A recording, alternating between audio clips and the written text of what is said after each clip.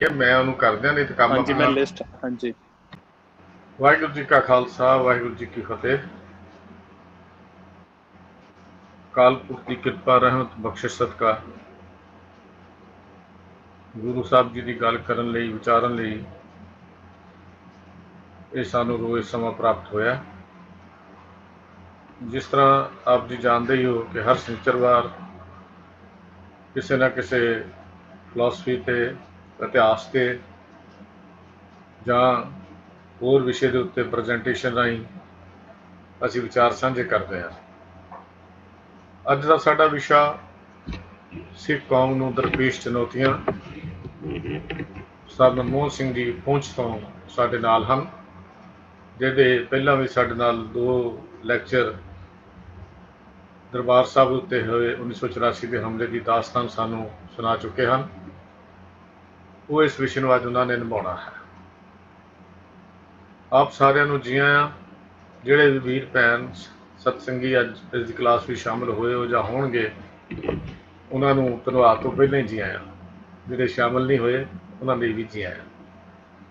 ਆਪ ਸਾਰਿਆਂ ਨੂੰ ਤਹਿ ਦਿਲੋਂ ਫਿਰ ਇੱਕ ਵਾਰੀ जी आयां ਕਹਿੰਦਾ ਹੋਇਆ, ਇਹ ਸਿੱਖ ਮਿਸ਼ਨ ਕਾਲਜ ਵੱਲੋਂ ਜੋ ਗੁਰਮਤਿ ਕਲਾਸ ਲਗਾਈ ਜਾ ਰਹੀ ਹੈ, ਸਿੱਖ ਮਿਸ਼ਨਰੀ ਕਾਲਜ ਦਾ ਉਦੇਸ਼ ਨਿਸ਼ਾਨਾ ਧਰਮ ਪ੍ਰਚਾਰ ਦੇ ਸੰਸਾਰ ਪੱਧਰ ਤੱਕ ਲੈ ਕੇ ਜਾਣਾ, ਜਿਹਦੇ ਲਈ 2 ਸਾਲਾ ਕੋਰਸਪੋਂਡੈਂਸ ਕੋਰਸ, ਪੱਤਰ ਵਿਹਾਰ ਕੋਰਸ, ਸਿੱਖ ਖੁਲਵਾੜੀ ਮੈਗਜ਼ੀਨ, 465 ਦੇ ਕਰੀਬ ਕਿਤਾਬਾਂ ਛੋਟੀਆਂ ਸਿਧਾਂਤਕ ਤੌਰ 'ਤੇ ਸੋਧੀਆਂ ਹੋਈਆਂ, ਫਰੀ ਲਿਟਰੇਚਰ, ਹੋਰ ਅਨੇਕਾਂ ਹੀ ਪ੍ਰੋਜੈਕਟ ਹਨ। ਇਹ ਕਲਾਸਾਂ ਦਾ ਪ੍ਰੋਜੈਕਟ ਵੀ ਉਸੇ ਪ੍ਰੋਜੈਕਟ ਵਿੱਚ ਹੈ, ਜਿਹੜਾ ਅਸੀਂ ਧਰਮ ਪ੍ਰਚਾਰ ਨੂੰ ਗੁਰੂ ਨਾਨਕ ਪਾਤਸ਼ਾਹ ਦੇ ਸੰਦੇਸ਼ ਨੂੰ ਸੰਸਾਰ ਤੱਕ ਲਿਜਾਣ ਲਈ ਉਪਰਾਲਿਆਂ ਦੇ ਵਿੱਚ ਇਹ ਉਪਰਾਲਾ ਵੀ ਛੋਟਾ ਜਿਹਾ ਹੈ।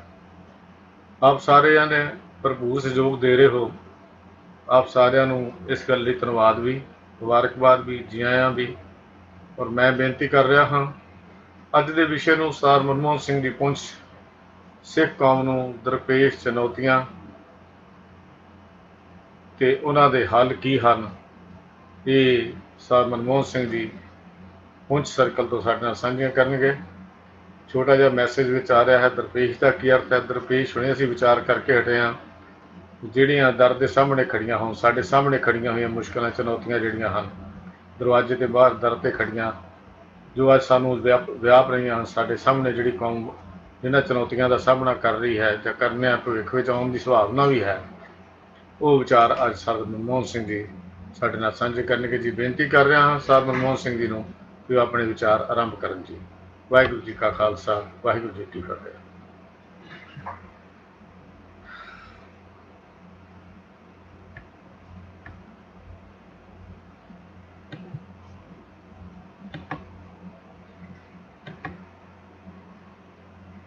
मनमोहन सिंह जी शुरू करो।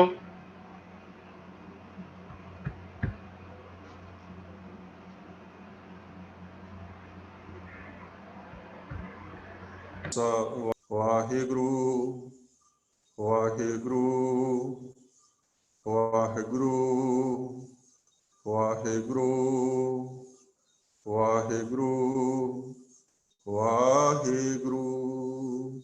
वाहिगुरु जी का खालसा, वाहिगुरु जी की फतेह। समूह फोन नू रोटेट कर लो। रोजाना मीटिंग विच मनमोहन सिंह जी अपना फोन सत्संगी जनो, वाहिगुरु जी का खालसा, वाहिगुरु जी की फतेह। आप जी सारे वडभागी जीव हो जो कि रोज़ की तरह अज भी बाबानियां कहानियां पुत सपुत करें।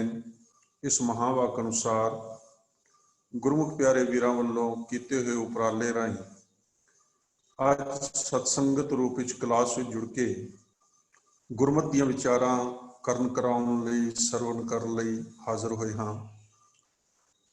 जो विशा दास ने अज निभाउणा है, सच जानियो बड़ा ही चिंता का विशा है। अते पहली बार जदों इस विषय वाल ध्यान गया, सोचण का यत्न किया, तां इंज लगा कि हर पासियों ये पंथ चुनौतियां दे नाल घेरिया होया है।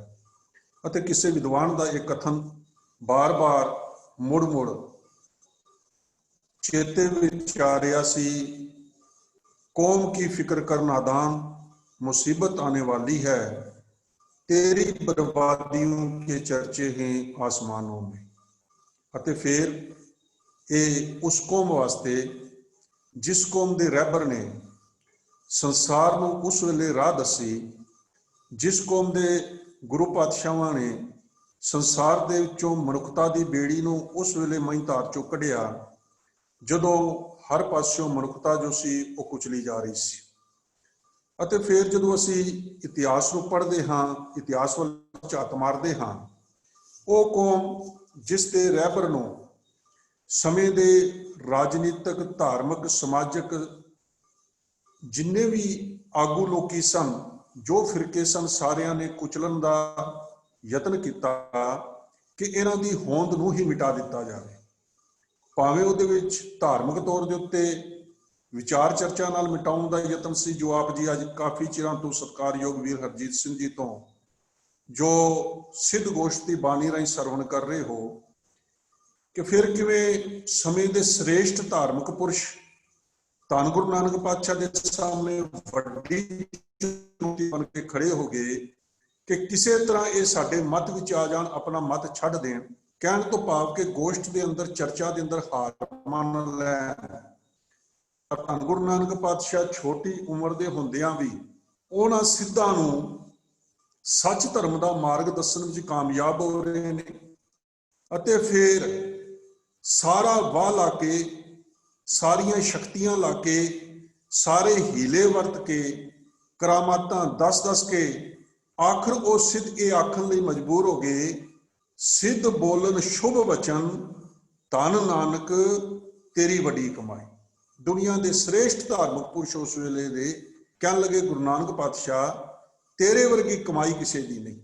ਭਾਈ ਗੁਰਦਾਸ ਜੀ ਨੇ ਤੇ ਕਮਾਲ ਕਰ ਦਿੱਤੀ ਜਦੋਂ ਉਹਨਾਂ ਨੇ ਦੱਸਿਆ ਕਿ ਧੰਨ ਗੁਰੂ ਨਾਨਕ ਪਾਤਸ਼ਾਹ ਜਿਸ ਪਾਸੇ ਵੀ ਜਾ ਰਹੇ ਨੇ, ਹਰ ਕੋਈ ਵਿਅਕਤੀ ਉਹਨਾਂ ਦੇ ਸਾਹਮਣੇ ਝੁਕ ਰਿਹਾ, ਉਹਨਾਂ ਨੂੰ ਆਪਣਾ ਰਹਿਬਰ ਮੰਨ ਰਿਹਾ। ਗੜ ਬਗਦਾਦ ਨਿਵਾਇਕ ਹੈ, ਮੱਕਾ ਮਦੀਨਾ ਸਭੇ ਨਿਵਾਇਆ, ਤਰੀ ਨਿਸ਼ਾਨੀ ਕੌਸ ਦੀ ਮੱਕੇ ਅੰਦਰ ਪੂਜ ਕਰਾਈ।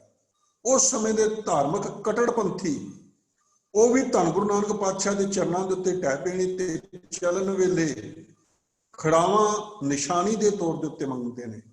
ਤੇ ਅਸੀਂ ਬਾਣੀ ਦੇ ਅੰਦਰ ਪੜ੍ਹਦੇ ਵੀ ਹਾਂ, ਸਭ ਤੇ ਵੱਡਾ ਸਤਿਗੁਰ ਨਾਨਕ ਜਿਨ ਕਲ ਰਾਖੀ ਮੇਰੀ। ਧੰਨ ਗੁਰੂ ਨਾਨਕ ਪਾਤਸ਼ਾਹ ਮਹਾਨ ਨੇ, ਆਪ ਨਾਰਾਇਣ ਕਲਾ ਧਾਰ ਜਗ ਮੈਂ ਪਰਵਰੇ ਹੋ। ਅਤੇ ਫਿਰ ਜੋਤ ਹੋਆ ਜੁਗਤ ਹੋਏ, ਸਹਿ ਕਾਇਆ ਫੇਰ ਪਲਟੀ ਹੈ। ਉਹੀ ਉਹ ਜੋਤ, ਉਹੀ ਉਹ ਜੁਗਤ 10 ਜਾਮਿਆਂ ਦੇ ਅੰਦਰ ਵਿਚਰਦੀ ਹੈ, ਸਾਨੂੰ ਸ਼ਬਦ ਗੁਰੂ ਦੇ ਨਾਲ ਜੋੜਦੀ ਹੈ, ਸ਼ਬਦ ਗੁਰੂ ਨੂੰ ਗੁਰਤਾ ਦਿੰਦੀ ਹੈ। ਤੇ ਸੰਸਾਰ ਦੇ ਲੋਕੀ ਇਸ ਧਰਮ ਨੂੰ ਉੱਚਾ ਤੇ ਸੁੱਚਾ ਕਰਕੇ ਮੰਨਦੇ ਨੇ। ਕਿਸੇ ਵਿਦਵਾਨ ਨੇ ਬੜਾ ਸੁੰਦਰ ਲਿਖਿਆ ਹੈ, ਸਿੱਖ ਧਰਮ ਦੀਆਂ ਧੁੰਮਾਂ ਪਈਆਂ ਸਾਰੇ ਜਗ ਦੇ ਅੰਦਰ, ਇਹ ਉੱਚਾ ਤੇ ਸੁੱਚਾ ਲੋਕੋ ਜਾਣਨ ਪੀਰ ਪੈਗੰਬਰ, ਪਰ ਇਸ ਨੂੰ ਹੈ ਢਾਲ ਆਈ ਆਪਣੇ ਸਿੱਖ ਸਰਦਾਰਾਂ, ਜੋ ਵਿਕਦੇ ਨੇ ਸ਼ੋਹਰਤ ਖਾਤਰ ਸ਼ਰਿਆਮ ਵਿੱਚ ਵਜਾਰਾਂ, ਸਾਰੇ ਮਿਲ ਕੇ ਡੋਬ ਰਹੇ ਨੇ ਸਿੱਖੀ ਦਾ ਬੇੜਾ ਲੋਕੋ, ਪੰਥ ਦਰਦੀਓ ਇਕੱਠੇ ਹੋ ਕੇ ਰੋਕ ਸਕੋ ਤਾਂ ਰੁਕੋ। ਉਹ ਮਹਾਨ ਪੰਥ ਜਿਸ ਨੂੰ ਸਮੇਂ ਦੇ ਹਾਕਮਾਂ ਨੇ ਆਪਣਾ ਸਿਰ ਝੁਕਾ ਦਿੱਤਾ, ਜਿਸ ਨੂੰ ਸਮੇਂ ਦੇ ਧਾਰਮਿਕ ਸ੍ਰੇਸ਼ਟ ਪੁਰਸ਼ਾਂ ਨੇ ਆਪਣਾ ਸਿਰ ਝੁਕਾ ਦਿੱਤਾ, ਅਤੇ ਫਿਰ ਜਿਹਦੇ ਵਾਸਤੇ ਜਦੋਂ ਅਸੀਂ ਸੰਸਾਰ ਦੇ ਵਿਦਵਾਨਾਂ ਨੂੰ ਪੜ੍ਹਦੇ ਹਾਂ ਤਾਂ ਸਾਰੇ ਇੱਕ ਮਤ ਹੋ ਕੇ ਇਹ ਗੱਲ ਕਹਿੰਦੇ ਨੇ ਕਿ ਆਉਣ ਵਾਲੇ ਸਮੇਂ ਦਾ ਜੇ ਕਿਤੇ ਕੋਈ ਧਰਮ ਹੈ ਤੇ ਉਹ ਕੇਵਲ ਸਿੱਖ ਧਰਮ ਹੈ। ਜਦੋਂ ਅਸੀਂ H.L. ਬਰਾਡਸ਼ਾਹ ਨੂੰ ਪੜ੍ਹਦੇ ਹਾਂ, ਉਹਦੇ ਮੁਤਾਬਕ ਇਹ ਧਰਮ ਸਾਇੰਸ ਦੀ ਕਸਵੱਟੀ ਤੇ ਪੂਰਾ ਉਤਰਦਾ ਹੈ। ਇਸ ਲਈ ਭਵਿੱਖ ਦੇ ਮਨੁੱਖ ਦੀ ਲਈ ਸਿੱਖ ਧਰਮ ਹੀ ਆਖਰੀ ਆਸ ਹੋਵੇਗਾ। ਫਿਰ ਲੇਡੀ ਦ੍ਰੋਪਦੀ ਫੀਲਡ ਉਹ ਕਹਿੰਦੀ ਹੈ, ਪੱਛਮ ਵਿੱਚ ਰਹਿੰਦੇ ਅਮਲੀ ਜੀਵਨ ਵਾਲੇ ਲੋਕਾਂ ਨੂੰ ਕਿ ਸਿੱਖ ਧਰਮ ਦੀ ਭਰਪੂਰ ਸ਼ਲਾਘਾ ਕਰਨੀ ਚਾਹੀਦੀ ਹੈ। ਪੱਛਮ ਵਿੱਚ ਰਹਿਣ ਵਾਲੇ ਅਮਲੀ ਜੀਵਨ ਜਿਉਣ ਵਾਲੇ ਲੋਕਾਂ ਨੂੰ ਸਿੱਖ ਧਰਮ ਦੀ ਭਰਪੂਰ ਸ਼ਲਾਘਾ ਕਰਨੀ ਚਾਹੀਦੀ ਹੈ, ਕਿਉਂਕਿ ਇਸ ਵਿੱਚ ਹੋਰ ਗੱਲਾਂ ਦੇ ਨਾਲ ਨਾਲ ਅਮਲੀ ਜੀਵਨ ਤੇ ਵੀ बहुत जोर दिता गया है। केवल फिलासफी नहीं, ये धर्म प्रैक्टिकल धर्म है, मनुखता का धर्म है, अंधकार चों कढ़ण वाला धर्म है। जो असीं बर्नर्ड रसल नूं पढ़दे हां ते ओह कहंदा जे आइटम ते हाइड्रोजन बंबां दी मार तो कोई खुशकिस्मत इंसान बच निकलेगा तो उसनूं सेहत देण लई सिर्फ ते सिर्फ सिख धर्म ही एक वसीला होवेगा।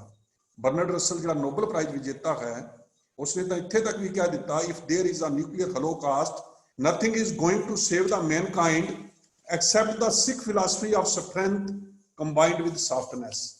कि जे किते दुनिया के अंदर कोई न्यूक्लियर हॉलोकास्ट होवेगा, कोई तबाही होवेगी, तो इंसानियत नूं, मनुखता नूं केवल ते केवल भगती ते शक्ति दे सुमेल दी, भगती ते शक्ति दी फिलासफी, संतगिरी ते सिपाहीगिरी दी फिलासफी दे उत्ते यकीन रखण वाला सिख धर्म ही बचा सकेगा। गुरु प्यार वालिओ, इहो जे धर्म नूं जब अज के समय के अंदर देखते हाँ तो फिर ये पूर्ण तौर के उत्ते चुनौतियां नाल भरिया है। हुण सवाल खड़ा होवेगा कि इस धर्म नूं चुनौतियां इन्नियां ज्यादा क्यों ने। मैनूं किसी विद्वान का बड़ा सुंदर कथन चेते आ गया, जदों किसी ने उन्हां तों पुछया कि असीं हर वेले हर थां ते, इह गल लगभग 60 साल पहलां दी है कि हर वेले हर थां दे उत्ते पंथ नूं खतरे की गल स्टेजां तो क्यों की जा रही है। तो वो कहन लगे कि पंथ हीरे ने, अते अज दिन तक सन जो है कदी तूड़ी दे कोठियां नूं नहीं लगी, हीरे दियां डबियां नूं लगदी है। जिन्हां निक्कियां निक्कियां डबियां दे अंदर हीरे हुंदे ने, हमेशा उन्हां दे उत्ते पैंदे, तूड़ी दियां भरियां होईयां कोठियां विच भी कदी सनां ते डाके नहीं लगदे। इह धर्म उच्चा ते सुच्चा होण दे कारण इस दे उत्ते हर एक दी नज़र है। जिवें उस वेले धन गुरु नानक पातशाह नूं भी समय दे सिद्धे सोच रहे सन कि किसी तरह ये साडे धर्म दे अंदर आ जावे ते धर्म दे विच आके साडे धर्म नूं होर प्रचार सकेगा, वाधू तरीके दे नाल इस नूं संसार विच फैला सकेगा। ते जे किते कीमती है ये धर्म, इहदे सुनहरे सिद्धांत ने, इहदा उच्चा सुच्चा जो किरदार है, ते फिर कुदरती तौर दे उत्ते इस दे उन्ने ही ज्यादा दुश्मन होणगे। गुरु प्यार वालिओ, अज सिख धर्म नूं जदों असीं देखदे हां, इस नूं हर पक्ष तो, कोई पक्ष नहीं, बाणी दे बाणे दे पक्ष तो, गुरु ग्रंथ साहब जी की सर्वोच्चता के पक्ष तो, गुरु ग्रंथ अते पंथ के सिद्धांत के पक्ष तो, सिख परंपरावां, मर्यादा, सिख विरसा, सिख इतिहास, सिख पहचान अते हर एक पासियों इस नूं चुनौतियां ने, चुनौतियां दे नाल भरिया पिया है। अते रोज ही नित नवे दिन नवीं ही चुनौतियां जो साडे सामने आ रही। सिख धर्म अज धार्मिक चुनौतियां नाल, राजनीतिक, समाजक, भाईचारक, सभ्याचारक अते उहदे नाल आर्थिक गिनती पक्ष तो हर जो चुनौती है उहदे नाल जूझ रहा है। गुरु प्यार वालिओ, किसी ने इस कौम की कुर्बानियां नूं देख के एक गल कही सी, मैं गल कहना चाहुंदा हां कि ठीक है, चुनौतियां की मैं गल करांगा, समाधान ते हल अगले लेक्चर दे विच कोशिश करांगा कि किते एक गल नहीं, इन्नियां चुनौतियां ने ते इह दे विचों सिख निकल नहीं सकते। सिख निकल सकते हैं, पर उहदे वास्ते कुछ हल, कुछ जो उहदे विचों बाहर आउण दे वास्ते साडे कोल कुछ जो प्रोग्राम्स होने चाहिए ने।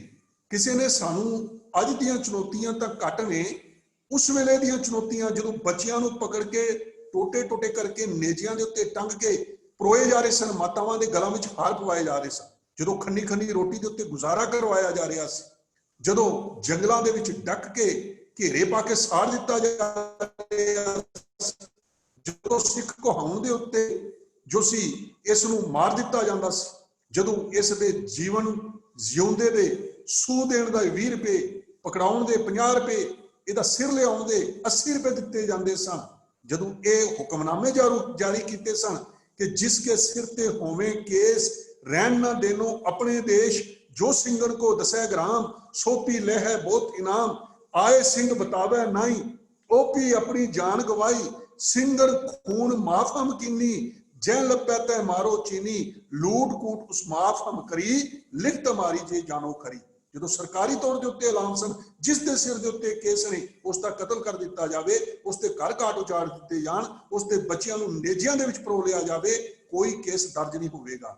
वो समा जदों साडे दरबार साहब के उत्ते पक्के पहरे ला दिते गए सन कि सिख इत्थे इशनान करने वास्ते नहीं आ सकता, इत्थे दर्शन करने वास्ते नहीं आ सकता, उस वेले भी किसी विद्वान ने एक गल कही सी कि भाई इस कौम की जिंदगी का राज मुजम्मल है, आबे तौहीद की तुली हुई किरपानों में देख लेना सलामत निकल आएगी एक दिन, इस कौम ने परवरिश पाई है तूफानों में।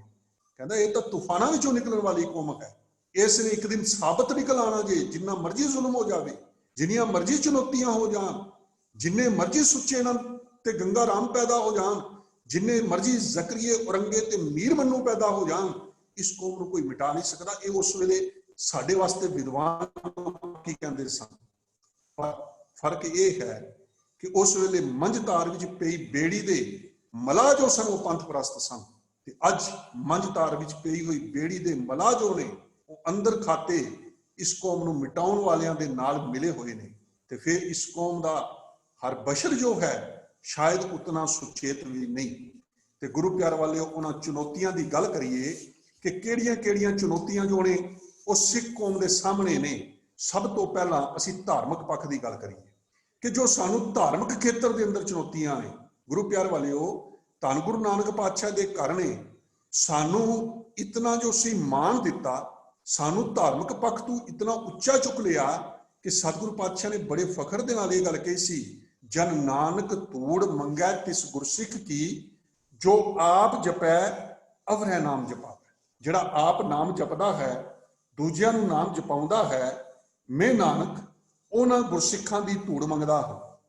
पर गुरु प्यार वालिओ अज धार्मिक खेत्र के अंदर धार्मिक जीवन पक्षों बहुत वड्डियां चुनौतियां ने, फिर धार्मिक अस्थानां प्रति सानू बहुत वड्डियां चुनौतियां ने, धार्मिक सिद्धांतां प्रति सानू बहुत वड्डियां चुनौतियां ने। जदों असी धार्मिक तौर के उत्ते धार्मिक पक्षों जदों धार्मिक जीवन वाले पासे देखते हाँ, तो पहला हर गुरसिख बाणी पढ़न वाला सी, हर गुरसिख नितनेमी सी। संध्या ते अमृत वेले बजुर्ग बच्चियां नूं गुरु घरां वाल भेजदे सन, बच्चियां नूं गुरबाणी दे नाल गुरमत दे नाल जोड़न दा यतन कीता जांदा सी। पर उस वेले हर गुरसिख पंथक सी, पंथ दे नाल प्यार सी। जे किते अज दे हालातां नूं देखीए तां अज बहुत घट लोकी जो ने उन्हां दा गुरबाणी प्रति प्यार है। अज इस सिद्धांत नूं असीं शायद भुलदे जा रहे हैं। आवो सिख सतगुर के प्यारिओ गावो सच्ची बाणी, बाणी तां गावो गुरु केरी, बाणियां सिर बाणी। जिहड़ा निजी धार्मिक जीवन सी ਉਹ ਸਾਡੇ ਕੋਲ ਖੁਸਦਾ ਜਾ ਰਿਹਾ ਹੈ। ਅੱਜ ਦੇ ਬਚਪਨ ਨੂੰ ਦੇਖੀਏ, ਉਹ ਧਰਮ ਪ੍ਰਤੀ ਉਤਨੀ ਰੁਚੀ ਨਹੀਂ ਰੱਖਦਾ। ਅੱਜ ਦੀ ਜਵਾਨੀ ਪ੍ਰਤੀ ਦੇਖੀਏ, ਉਹ ਧਰਮ ਪ੍ਰਤੀ ਉਤਨੀ ਰੁਚੀ ਨਹੀਂ ਰੱਖਦੀ।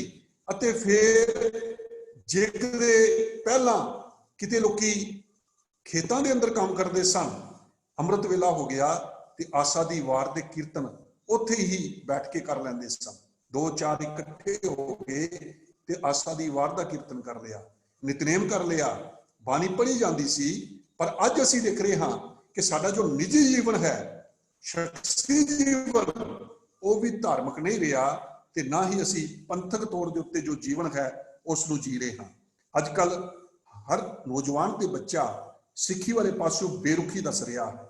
ਅਤੇ ਕਿਸੇ ਵਿਦਵਾਨ ਦਾ ਇਹ ਕਥਨ ਜੇ ਕਿ ਜਿਸ ਵੀ ਧਰਮ ਦੇ ਧਾਰਮਿਕ ਸਥਾਨਾਂ ਦੇ ਵਰਾਂਡਿਆਂ ਦੇ ਅੰਦਰ ਬੱਚਿਆਂ ਦੇ ਫੁੱਟਵੇਅਰਸ, ਜੁੱਤੀਆਂ ਜੋੜੇ ਪਏ ਹੋਣ, ਤਾਂ ਫਿਰ ਉਸ ਧਰਮ ਨੂੰ ਕਦੀ ਵੀ ਆਪਣੇ ਭਵਿੱਖ ਦਾ ਫਿਕਰ ਨਹੀਂ ਕਰਨਾ ਚਾਹੀਦਾ।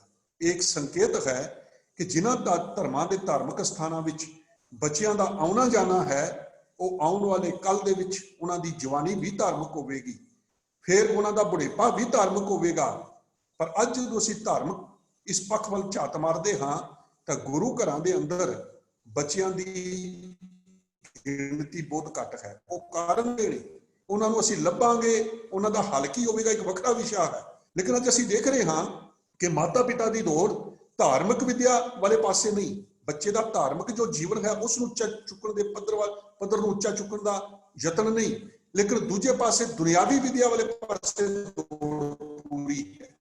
ਜੇ ਕਿਤੇ ਅਸੀਂ ਥੋੜੀ ਜਿਹੀ ਵੀ ਬੱਚਿਆਂ ਪ੍ਰਤੀ ਧਰਮ ਪ੍ਰਤੀ ਉਹਨਾਂ ਦੇ ਵਿੱਚ ਰੁਚੀ ਪੈਦਾ ਕਰ ਦਈਏ ਤਾਂ ਸਾਡਾ ਬਚਪਨ ਜੋ ਹੈ ਉਹ ਧਾਰਮਿਕ ਹੋ ਸਕਦਾ ਹੈ, ਸਾਡੀ ਜਵਾਨੀ ਧਾਰਮਿਕ ਹੋ ਸਕਦੀ ਹੈ। ਤੇ ਜਿਸ ਬੱਚੇ ਦੇ ਅੰਦਰ ਬਚਪਨ ਦੇ ਅੰਦਰ ਸਿੱਖੀ ਪ੍ਰਤੀ ਪਿਆਰ ਭਰ ਗਿਆ, ਜਿਸ ਨੂੰ ਗੁਰਬਾਣੀ ਨਾਲ ਪਿਆਰ ਹੋ ਗਿਆ, ਜਿਸ ਦੇ ਆਪਣੇ ਜੀਵਨ ਦੇ ਅੰਦਰ ਸਿਮਰਨ ਦੀਆਂ ਬਰਕਤਾਂ ਨੂੰ ਉਸ ਨੂੰ ਪਤਾ ਲੱਗ ਗਿਆ, ਜਿਸ ਨੂੰ ਬਾਣੀ ਪੜ੍ਹਨ ਦਾ ਚਾਅ ਪੈਦਾ ਹੋ ਗਿਆ, ਜਿਸ ਦੇ ਬਚਪਨ ਦੇ ਅੰਦਰ ਹੀ ਖੰਡੇ ਦੀ ਪੌਲ ਲੈ ਕੇ ਪੰਜ ਕਕਾਰੀ ਵਰਦੀ ਪਾ ਕੇ ਉਹ ਗੁਰੂ ਕਾ ਸਿੰਘ ਹੋ ਗਿਆ, ਤਾਂ ਫਿਰ ਆਉਣ ਵਾਲੇ ਸਮੇਂ ਦੇ ਅੰਦਰ ਕੁਦਰਤੀ ਤੌਰ ਦੇ ਉੱਤੇ ਇਹ ਕੌਮ ਨੂੰ ਕੋਈ ਮਿਟਾ ਨਹੀਂ ਸਕਦਾ, ਇਹ ਚੜ੍ਹਦੀ ਕਲਾ 'ਚ ਜਾਏਗੀ। ਪਰ ਇੱਕ ਸਰਵੇ ਇਹ ਦੱਸ ਰਿਹਾ ਹੈ ਕਿ 82% ਸਾਡੇ ਬੱਚਿਆਂ ਦੇ ਸਿਰਾਂ ਤੋਂ ਜੂੜਾ ਜੋ ਹੈ ਸਿੱਖ ਬੱਚਿਆਂ ਦੇ ਜੋ ਸਕੂਲਾਂ ਵਿੱਚ ਪੜ੍ਹਨ ਵਾਲੇ ਨੇ, ਉਹਨਾਂ ਦੇ ਸਿਰਾਂ ਤੋਂ ਜੂੜਾ ਹਟ ਚੁੱਕਿਆ ਹੈ। ਘਰਾਂ ਦੇ ਵਿੱਚੋਂ ਊੜਾ ਗਾਇਬ ਹੋ ਗਿਆ।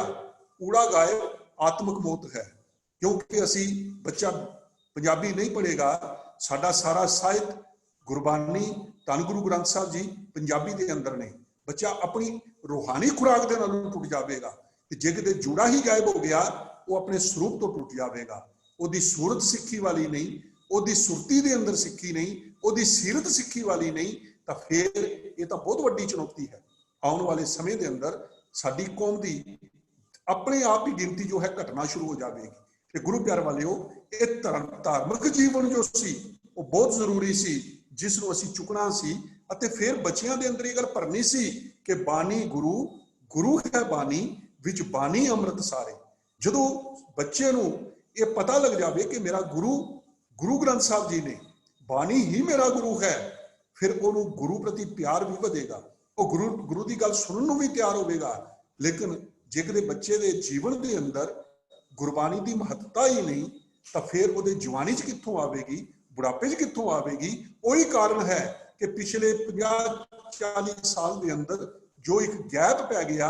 ਪਹਿਲਾਂ ਅਸੀਂ ਦੇਖਦੇ ਸੀ ਕਿ ਬੱਚਿਆਂ ਦੇ ਸਿਰਾਂ ਦੇ ਉੱਤੇ, ਅੱਜ ਤੋਂ 50 ਸਾਲ ਪਹਿਲਾਂ ਦਾ ਫੋਟੋ ਦੇਖ ਲਓ, ਜਵਾਨ ਤੇ ਬੱਚੇ ਉਨੀ ਸੋਹਣੀ ਤਰੀਕੇ ਨਾਲ ਪੋਚ ਕੇ ਪੱਗ ਨਹੀਂ ਸਨ ਬੰਨ੍ਹਦੇ, ਲੇਕਿਨ ਪੱਗ ਨੂੰ ਆਪਣੇ ਸਿਰ ਦਾ ਤਾਜ ਸਮਝ ਕੇ ਆਪਣੇ ਸਿਰ ਦੇ ਉੱਤੇ ਰੱਖਦੇ ਸਨ। ਅੱਜ ਜਦੋਂ ਇੱਕ ਸਵਾਲ ਕੀਤਾ ਗਿਆ, ਬੱਚਿਆਂ ਦੇ ਅੰਦਰ ਧਾਰਮਿਕ ਰੁਚੀ ਘਟੀ ਹੈ, ਅੱਜ ਸਵਾਲ ਕੀਤਾ ਗਿਆ, ਇੱਕ ਸਰਵੇ ਕੀਤਾ ਗਿਆ, ਤੇ 70% ਨੌਜਵਾਨ ਕੇਸ ਕਟਾਉਣ ਦਾ ਕਾਰਨ, ਦਸਤਾਰ ਨਾ ਬੰਨਣ ਦਾ ਕਾਰਨ ਉਹ ਇਹ ਦੱਸ ਰਿਹਾ ਹੈ ਕਿ ਕੇਸ ਲੰਬੇ ਨੇ, ਸੰਭਾਲੇ ਨਹੀਂ ਜਾਂਦੇ। ਨਾਲ ਇਹ ਦੱਸ ਰਿਹਾ ਹੈ ਕਿ ਮੈਨੂੰ ਦਸਤਾਰ ਬੰਨਣੀ ਨਹੀਂ ਆਉਂਦੀ। ਤੇ ਦੂਜਾ ਪੱਖ ਇਹ ਹੈ ਕਿ ਸਰਕਾਰੀ ਏਜੰਸੀਆਂ ਕੇਸਾਂ ਨੂੰ ਕਤਲ ਕਰਾਉਣ ਲਈ ਉਤਸ਼ਾਹਿਤ ਕਰ ਰਹੀਆਂ। ਮੈਂ ਆਪ ਗੁਰਮਤਿ ਪ੍ਰਕਾਸ਼ ਦੇ ਅੰਦਰ ਪੜ੍ਹਿਆ ਕਿ ਪੰਜਾਬ ਦੇ ਅੰਦਰ ਕੁਝ ਲੋਕਾਂ ਦੀ ਡਿਊਟੀ ਡਾਕਟਰ ਸਾਹਿਬਾਨਾਂ ਦੀ ਇਸ ਕਰਕੇ ਲੱਗੀ ਸੀ ਕਿ ਜਦੋਂ ਕੋਈ ਬੱਚਾ ਕਿਤੇ ਕਿਸੇ ਵੀ ਬਿਮਾਰੀ ਦੇ ਨਾਲ ਮਾਪਿਓ ਲੈ ਕੇ ਡਾਕਟਰਾਂ ਕੋਲ ਪਹੁੰਚਦੇ ਤਾਂ ਕਹਿੰਦੇ ਜੀ ਇਹਦੇ ਕੇਸ ਕਤਲ ਕਰਾ ਦਿਓ, ਇਹ ਕਮਜ਼ੋਰ ਹੈ, ਖੂਨ ਚੂਸ ਰਹੇ ਨੇ, ਇਹਦਾ ਸਿਰ ਦਰਦ ਹੈ, ਕੇਸ ਕਤਲ ਕਰਾ ਦਿਓ। ਇੱਕ ਸਾਜ਼ਿਸ਼ ਸੀ। ਅਤੇ ਆਮ ਕਰਕੇ ਵੀ ਜਦੋਂ ਅਸੀਂ ਕਿਸੇ ਸਾਬਤ ਸੂਰਤ ਪਿਤਾ ਦੇ ਨਾਲ ਚੱਲਦੇ ਬੱਚੇ ਜਿਹਦੇ ਕੇਸ ਨਹੀਂ ਪੁੱਛਦੇ ਹਾਂ ਤੇ ਕੋਈ ਜਵਾਬ ਲੱਭਦਾ ਜੀ ਇਹਦਾ ਸਿਰ ਦਰਦ ਰਹਿੰਦਾ, ਇਹ ਕਮਜ਼ੋਰ ਹੈ। ਡਾਕਟਰ ਨੇ ਇਹ ਗੱਲ ਕਹਿ ਦਿੱਤੀ। ਮੇਰੇ ਕਹਿਣ ਤੋਂ ਭਾਵ ਕਿ ਜੇਕਰ ਅਸੀਂ ਬਚਪਨ ਦੇ ਅੰਦਰ ਧਾਰਮਿਕ ਜੀਵਨ ਨਹੀਂ ਬਣਾ ਸਕੇ, ਫਿਰ ਜਵਾਨੀ ਧਾਰਮਿਕ ਨਹੀਂ ਹੋ ਸਕਦੀ, ਤੇ ਜੇਕਰ ਜਵਾਨੀ ਧਾਰਮਿਕ ਨਹੀਂ ਤਾਂ ਫਿਰ ਕੁਦਰਤੀ ਤੌਰ ਦੇ ਉੱਤੇ ਬੁਢਾਪਾ ਧਾਰਮਿਕ ਕਿੱਥੋਂ ਹੋਵੇਗਾ? ਸਹਿਜੇ ਸਿੱਖੀ ਜੋ ਹੈ ਉਹ ਖਤਮ ਹੋਣਾ ਸ਼ੁਰੂ ਹੋ ਜਾਏਗੀ।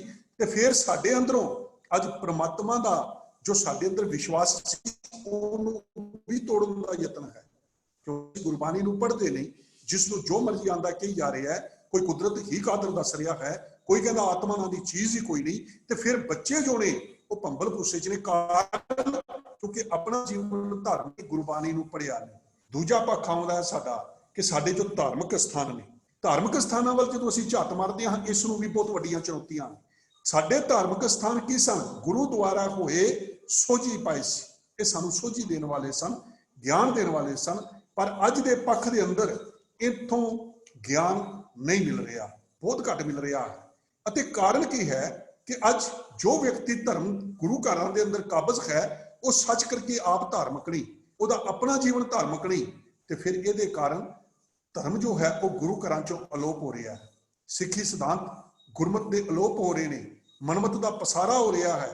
ਅਤੇ ਜਿਹੜਾ ਵੀ ਕਰਮ ਗੁਰੂ ਘਰਾਂ ਦੇ ਅੰਦਰ ਕੀਤਾ ਜਾ ਰਿਹਾ ਹੈ, ਉਸੇ ਨੂੰ ਹੀ ਸਿੱਖੀ ਸਮਝਿਆ ਜਾ ਰਿਹਾ ਹੈ। ਚਾਹੇ ਉਹ ਕੋਈ ਵੀ ਕਰਮ ਹੈ, ਉਹ ਗੁਰਮਤ ਦੇ ਖਿਲਾਫ ਹੈ, ਗੁਰਬਾਣੀ ਦੇ ਖਿਲਾਫ ਹੈ, ਉਸੇ ਨੂੰ ਹੀ ਸਿੱਖੀ ਸਮਝਿਆ ਜਾ ਰਿਹਾ ਹੈ।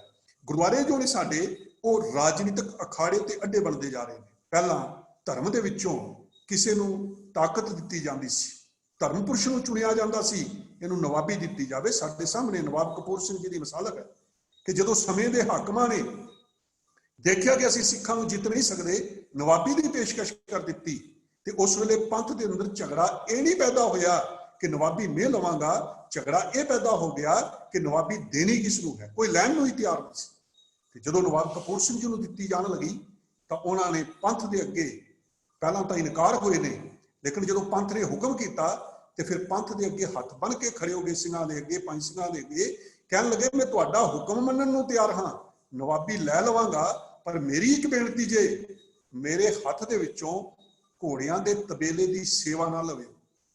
ਇਹ ਮਹਾਨ ਕਿਰਦਾਰ ਸੀ ਜੋ ਸਾਡੇ ਵਿੱਚੋਂ ਖੁੱਸ ਗਿਆ, ਤੇ ਅੱਜ ਸਾਡੇ ਸਾਹਮਣੇ ਇਹ ਚੁਣੌਤੀਆਂ ਬਣ ਗਈਆਂ ਨੇ ਕਿ ਜਿਹੜੇ ਲੋਕੀ ਰਾਜਨੀਤਿਕ ਪੱਖ ਦੇ ਲੋਕੀ ਨੇ ਉਹ ਧਰਮ ਦੇ ਉੱਤੇ ਕਾਬਜ ਨੇ, ਅਤੇ ਉਹਨਾਂ ਦਾ ਧਰਮ ਦੇ ਉੱਤੇ ਕਾਬਜ ਹੋਣ ਦੇ ਕਾਰਨ ਸਾਡੇ ਧਾਰਮਿਕ ਸਥਾਨ, ਸਾਡੀਆਂ ਧਾਰਮਿਕ ਸੰਸਥਾਵਾਂ ਉਹ ਕੌਮੀ ਤੌਰ ਦੇ ਉੱਤੇ ਜੋ ਨੇ ਉਹਨਾਂ ਰਾਜਨੀਤਿਕ ਲੋਕਾਂ ਦੇ ਕੋਲ ਗੁਲਾਮ ਹੋ ਚੁੱਕੀਆਂ ਨੇ।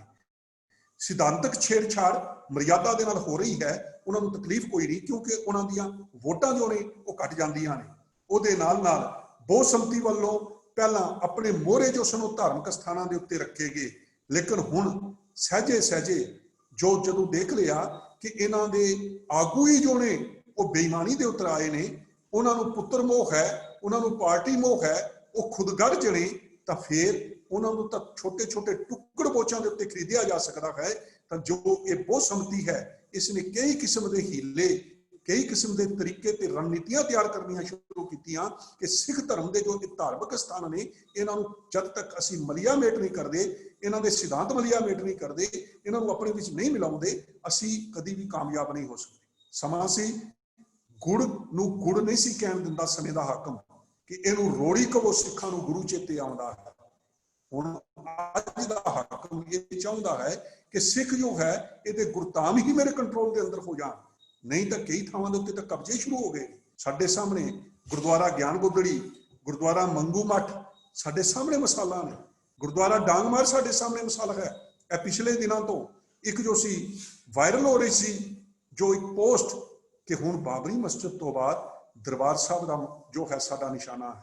ਗੱਲ ਵੱਖਰੀ ਹੈ ਕਿ ਉਹਨਾਂ ਨੂੰ ਇਹ ਚੇਤੇ ਨਹੀਂ ਕਿ ਇਹ ਕੌਮ ਖੰਡੇ ਦੀ ਧਾਰ ਤੋਂ ਉਪਜੀ ਹੈ, ਇਹਦੇ ਬਜ਼ੁਰਗਾਂ ਨੇ ਖੰਡੇ ਵਾਏ ਨੇ, ਸ਼ਹਾਦਤਾਂ ਪ੍ਰਾਪਤ ਕਰਨ ਤੋਂ ਉਪਰੰਤ ਵੀ ਇਹਨਾਂ ਦੇ ਬਜ਼ੁਰਗਾਂ ਦੀਆਂ ਮੁੱਠਾਂ ਜੋ ਸਨ ਉਹ ਹਥਿਆਰਾਂ ਦੀਆਂ ਹੱਥੀਆਂ ਦੀ ਪਕੜ ਜੋ ਸੀ ਮਜ਼ਬੂਤ ਸੀ, ਉਹ ਕਿਤੇ ਭੁਲੇਖੇ ਅੰਦਰ ਹੋਣਗੇ।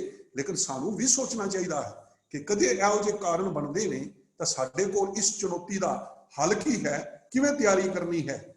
ਦੂਜੇ ਪਾਸੇ ਸਿੱਖੀ ਦੇ ਅੰਦਰ ਭੰਬਲ ਭੂਸੇ ਪਾਉਣ ਵਾਸਤੇ ਅੱਜ ਅਸੀਂ ਦੇਖ ਰਹੇ ਹਾਂ ਕਿ ਦਰਬਾਰ ਸਾਹਿਬ ਦੇ ਮਾਡਲ ਤਿਆਰ ਕੀਤੇ ਜਾ ਰਹੇ ਨੇ। ਅਫਸੋਸ ਪੰਜਾਬ ਦੀ ਧਰਤੀ ਦੇ ਉੱਤੇ ਸਿੱਖਾਂ ਦੇ ਪੈਸੇ ਦੇ ਨਾਲ, ਸਿੱਖਾਂ ਦੀ ਭੇਟਾਵਾਂ ਦੇ ਨਾਲ ਇੱਕ ਸਾਧ ਸਿਹੋੜੇ ਵਾਲਾ ਕਾਫੀ ਸਮਾਂ 20-22 ਸਾਲ ਲਗਾ ਕੇ ਦਰਬਾਰ ਸਾਹਿਬ ਦਾ ਹੂਬਹੂ ਮਾਡਲ ਤਿਆਰ ਕਰ ਲੈਂਦਾ ਹੈ, ਨਕਲ ਤਿਆਰ ਕਰ ਲੈਂਦਾ ਹੈ। ਸਾਡੀ ਕੌਮੀ ਜੋ ਅਗਵਾਈ ਕਰਨ ਵਾਲੇ ਕੌਮੀ ਆਗੂ ਨੇ, ਧਾਰਮਿਕ ਆਗੂ ਨੇ, ਸਾਡੇ ਜਿਹੜੇ ਰਾਜਨੀਤਿਕ ਆਉਣ ਵਾਲੇ ਜਿਹੜੇ ਕਹਿੰਦੇ ਨੇ ਅਸੀਂ ਧਰਮ ਤੇ ਕੌਮ ਦੇ ਆਗੂ ਹਾਂ, ਕਿਸੇ ਦੇ ਕੰਨ ਤੇ ਜੂੰ ਤੱਕ ਨਹੀਂ ਸਰਕਦੀ। ਗੱਲ ਵੱਖਰੀ ਹੈ ਉਸ ਵੇਲੇ ਜਥੇਦਾਰ ਕੇਵਲ ਸਿੰਘ, ਪ੍ਰੋਫੈਸਰ ਮਨਜੀਤ ਸਿੰਘ ਜੋ ਉਸ ਵੇਲੇ ਦੇ ਜਥੇਦਾਰ ਸਨ, ਉਹਨਾਂ ਨੂੰ ਉਸ ਨੂੰ ਰੋਕਣ ਦਾ ਯਤਨ ਜ਼ਰੂਰ ਕੀਤਾ। ਲੇਕਿਨ ਦੂਜੇ ਪਾਸੇ ਸਾਡੇ ਵੱਡੇ ਵੱਡੇ ਰਾਜਨੀਤਿਕ ਆਗੂ ਸਵੇਰੇ ਤੇ ਸ਼ਾਮ, ਧਾਰਮਿਕ ਆਗੂ, ਉੱਥੇ ਦੀਆਂ ਸਾਡੀਆਂ ਧਾਰਮਿਕ ਸ਼੍ਰੇਣੀਆਂ ਦੇ ਜੋ ਸਾਡੀਆਂ ਕਮੇਟੀਆਂ ਨੇ ਜਾਂ ਜੋ ਸਾਡੇ ਧਾਰਮਿਕ ਜੋ ਸੰਸਥਾਵਾਂ ਨੇ, ਉਹਨਾਂ ਦੇ ਆਗੂ ਉਹਦੀ ਤਾਂ ਸਵੇਰੇ ਸ਼ਾਮ ਜਾ ਕੇ ਹਾਜ਼ਰੀ ਭਰਦੇ ਸਨ। ਇਹ ਬਹੁਤ ਵੱਡੀ ਚੁਣੌਤੀ ਹੈ ਕਿ ਅੱਜ ਸਾਨੂੰ ਜੋ ਹੈ ਗੁਰਧਾਮਾਂ ਦੇ ਨਾਲੋਂ ਤੋੜਨ ਦਾ ਯਤਨ ਹੈ, ਜਾਂ ਕੋਈ ਨਾ ਕੋਈ ਨਵਾਂ ਭੰਬਲ ਭੂਸਾ ਗੁਰਧਾਮਾਂ ਦੇ ਨਾਂ ਦੇ ਉੱਤੇ ਜੋ ਹੈ ਉਹ ਤਿਆਰ ਕੀਤਾ ਜਾ ਰਿਹਾ। ਫਿਰ ਗੁਰੂ ਘਰਾਂ ਦੇ ਅੰਦਰ ਪ੍ਰਬੰਧਕੀ ਝਗੜੇ ਨੇ, ਇਹਨਾਂ ਝਗੜਿਆਂ ਦੀ ਵੱਡੀ ਚੁਣੌਤੀ ਸਾਨੂੰ ਇਹ ਬਣ ਗਈ ਕਿ ਸਾਡਾ ਨੌਜਵਾਨ ਵਰਗ, ਸਾਡਾ ਬਚਪਨ ਗੁਰੂ ਘਰਾਂ ਦੇ ਝਗੜਿਆਂ ਦੇ ਨੂੰ ਸਾਹਮਣੇ ਦੇਖਦੇ ਹੋਏ ਗੁਰੂ ਘਰਾਂ ਤੋਂ ਬੇਮੁਖ ਹੋ ਰਿਹਾ ਹੈ। ਜਦੋਂ ਕਿਸੇ ਨੌਜਵਾਨ ਦੇ ਨਾਲ, ਪੜ੍ਹੇ ਲਿਖੇ ਦੇ ਨਾਲ ਗੱਲ ਕੀਤੀ ਜਾਂਦੀ ਹੈ ਕਿ ਤੁਸੀਂ ਗੁਰਦੁਆਰੇ ਸਾਹਿਬ ਕਿਉਂ ਨਹੀਂ ਆਉਂਦੇ, ਆਮ ਕਰਕੇ ਜਵਾਬ ਇਹੋ ਲੱਭਦਾ ਹੈ ਜੀ ਉੱਥੇ ਆ ਕੇ ਕੀ ਕਰਨਾ, ਗੁਰਦੁਆਰੇ ਤਾਂ ਲੜਾਈਆਂ ਦੇ ਅਖਾੜੇ ਬਣ ਚੁੱਕੇ ਨੇ। ਕਾਰਨ ਇਹ ਹੈ ਕਿ ਪਹਿਲਾਂ ਧਾਰਮਿਕ ਬਿਰਤੀ ਵਾਲਿਆਂ ਨੂੰ ਰਾਜਨੀਤੀ ਵਾਲੇ ਪਾਸੇ ਹੱਥ ਬੰਨ ਕੇ ਭੇਜਿਆ ਜਾਂਦਾ ਸੀ। ਅੱਜ ਰਾਜਨੀਤੀ ਬਿਰਤੀ ਵਾਲੇ ਜੋ ਨੇ ਉਹ ਜੋ ਧੋਖੇ ਤੇ ਠਗੀਆਂ ਕਰਨ ਵਾਲੇ ਨੇ, ਜਿਨ੍ਹਾਂ ਨੂੰ ਆਪਣੀ ਕੁਰਸੀ ਦੀ ਭੁੱਖ ਹੈ, ਸ਼ੋਹਰਤ ਦੀ ਭੁੱਖ ਹੈ, ਉਹ ਗੁਰੂ ਘਰਾਂ ਵੱਲ ਮੂੰਹ ਕਰਕੇ ਆ ਗਏ ਨੇ। ਤੇ ਜਿਹਦੇ ਕਾਰਨ ਸਾਨੂੰ ਬਹੁਤ ਵੱਡੀਆਂ ਜੋ ਚੁਣੌਤੀਆਂ ਨੇ ਆਪਣੇ ਗੁਰਧਾਮਾਂ ਪ੍ਰਤੀ ਨੇ ਕਿ ਸਾਡੇ ਗੁਰਧਾਮ ਜੋ ਨੇ ਉਹ ਆਪਣਾ ਫਰਜ਼ ਜੋ ਹੈ ਉਹ ਨਿਭਾ ਨਹੀਂ ਰਹੇ, ਕਿਉਂਕਿ ਇਹ ਸਿਆਸੀ ਅਖਾੜੇ ਬਣ ਚੁੱਕੇ ਨੇ। ਫਿਰ ਜਦੋਂ ਅਸੀਂ ਦੇਖਦੇ ਹਾਂ ਕਿ ਧਾਰਮਿਕ ਸਿਧਾਂਤਾਂ ਦੇ ਉੱਤੇ ਹਮਲੇ ਨੇ, ਅੱਜ ਦਾ ਨੌਜਵਾਨ ਭੰਬਲ ਭੁੱਸਿਆਂ ਦੇ ਅੰਦਰ ਹੈ। ਕੋਈ ਸਮਾਂ ਸੀ ਕੋਈ ਇੱਕ ਵਿਰੋਧੀ ਇੱਕ ਕਿਤਾਬ ਲਿਖਦਾ ਸੀ, ਪਹਿਲਾਂ ਤਾਂ ਲਿਖਣ ਦੀ ਜੁਰਤ ਦੇ ਵਾਸਤੇ ਉਹਨੂੰ ਸਰਮਾਇਆ ਚਾਹੀਦਾ ਸੀ। ਚਲੋ ਕਿਸੇ ਏਜੰਸੀ ਨੇ ਉਹਨੂੰ ਕਿਤਾਬ ਲਿਖਵਾ ਵੀ ਦਿੱਤੀ, ਉਹ ਕਿਤਾਬ ਦੀ ਕੀਮਤ ਸਾਰੇ ਨਹੀਂ ਸਨ ਤਾਰ ਸਕਦੇ, ਸਾਰੇ ਲੋਕੀ ਨਹੀਂ ਸਨ ਪੜ੍ਹਦੇ। ਇੱਕ ਕੋਈ ਕਿਤਾਬ ਲੈ ਵੀ ਜਾਂਦਾ ਸੀ, ਪੜ੍ਹ ਲੈਂਦਾ ਸੀ, ਉਹਨੂੰ ਥੋੜਾ ਬਹੁਤਾ ਪਤਾ ਲੱਗਦਾ ਸੀ ਕਿਸੇ ਸਿਧਾਂਤ ਦੇ ਅੰਦਰ ਰਲਾਵਟ ਹੋ ਰਹੀ ਹੈ, ਕਿਤੇ ਇਤਿਹਾਸ ਨੂੰ ਵਿਗਾੜਿਆ ਜਾ ਰਿਹਾ ਹੈ। ਪਰ ਅੱਜ ਇੰਟਰਨੈਟ ਦੇ ਜ਼ਮਾਨੇ ਦੇ ਅੰਦਰ ਅਸੀਂ ਕੀ ਦੇਖ ਰਹੇ ਹਾਂ ਕਿ ਜੋ ਜਿਸ ਨੂੰ ਮਰਜ਼ੀ ਆ ਰਿਹਾ ਹੈ ਲਿਖਿਆ ਜਾ ਰਿਹਾ। ਸਾਡੇ ਸ਼ਹੀਦਾਂ ਨੂੰ ਨਹੀਂ ਬਖਸ਼ਿਆ ਜਾ ਰਿਹਾ, ਸਾਡੇ ਗੁਰੂ ਪਾਤਸ਼ਾਹਾਂ ਪ੍ਰਤੀ ਸ਼ੰਕੇ ਪੈਦਾ ਕੀਤੇ ਜਾ ਰਹੇ ਨੇ, ਗੁਰਬਾਣੀ ਪ੍ਰਤੀ ਸ਼ੰਕੇ ਪੈਦਾ ਕੀਤੇ ਜਾ ਰਹੇ ਨੇ, ਗੁਰੂ ਪਾਤਸ਼ਾਹ ਦੀ ਗੁਰਤਾ ਗੱਦੀ ਵਾਸਤੇ, ਗੁਰੂ ਗ੍ਰੰਥ ਸਾਹਿਬ ਜੀ ਦੀ ਸਰਵਉੱਚਤਾ ਵਾਸਤੇ ਸ਼ੰਕੇ ਪੈਦਾ ਕੀਤੇ ਜਾ ਰਹੇ ਨੇ। ਪਹਿਲਾਂ ਅਸੀਂ ਸ਼ੁਰੂ ਚ ਦੇਖਿਆ ਕਿ ਗ੍ਰੰਥੀ ਸਿੰਘ ਤਾਬਿਆ ਬੈਠਾ ਹੁੰਦਾ ਸੀ ਤੇ ਕਈ ਲੋਕੀ ਕਹਿਣ ਕਿ ਭਾਈ ਗ੍ਰੰਥੀ ਸਿੰਘ ਦੇ ਬੈਠਿਆਂ ਗੁਰੂ ਗ੍ਰੰਥ ਸਾਹਿਬ ਜੀ ਦੇ ਉੱਤੇ ਚੋਰ ਦੂਜਾ ਆਦਮੀ ਨਾ ਕਰੇ, ਕਿਉਂਕਿ ਉਹ ਗੁਰੂ ਗ੍ਰੰਥ ਸਾਹਿਬ ਜੀ ਦੇ ਨਾਲ ਨਾਲ ਗ੍ਰੰਥੀ ਸਿੰਘ ਦੇ ਸਿਰ ਦੇ ਉੱਤੇ ਚੋਰ ਹੋ ਰਹੀ ਹੈ। ਲੇਕਿਨ ਉਹਦੇ ਪਿੱਛੇ ਵੀ ਕੋਈ ਕਾਰਨ ਹੋਇਆ। ਅੱਜ ਅਸੀਂ ਦੇਖ ਰਹੇ ਹਾਂ ਉਹੀਓ ਲੋਕੀ ਕਹਿ ਰਹੇ ਨੇ ਕਿ ਗੁਰੂ ਗ੍ਰੰਥ ਸਾਹਿਬ ਜੀ ਨੂੰ ਪਾਲਕੀ ਦੀ ਕੀ ਲੋੜ ਹੈ, ਗੁਰੂ ਗ੍ਰੰਥ ਸਾਹਿਬ ਜੀ ਦੇ ਉੱਤੇ ਚੌਰ ਦੀ ਕੀ ਲੋੜ ਹੈ। ਗੁਰੂ ਗ੍ਰੰਥ ਸਾਹਿਬ ਜੀ ਸਾਡੇ ਵਾਸਤੇ ਇੱਕ ਗਿਆਨ ਨੇ, ਸਾਨੂੰ ਇਸ ਗਿਆਨ ਨੂੰ ਕਿਸੇ ਥਾਂ ਵੀ ਰੱਖ ਲਈਏ, ਇਹ ਤਾਂ ਮੋਬਾਈਲ 'ਚ ਵੀ ਹੋ ਸਕਦੇ ਨੇ। ਸਾਨੂੰ ਗੁਰੂ ਗ੍ਰੰਥ ਸਾਹਿਬ ਜੀ ਦੇ ਪ੍ਰਕਾਸ਼ ਦੀ ਕੀ ਲੋੜ ਹੈ। ਅਸੀਂ ਇੱਕ LCD ਲਾ ਲਈਏ, ਉਹਦੇ ਵਿੱਚ ਇੱਕ ਜੋ ਹੈ ਪੈਨ ਡਰਾਈਵ ਪਾ ਦਈਏ, ਗੁਰਬਾਣੀ ਅੱਗੇ ਚੱਲਦੀ ਹੋਵੇ, ਅਸੀਂ ਅੱਗੇ ਬੈਠ ਕੇ ਦੇਖਦੇ ਰਹੀਏ।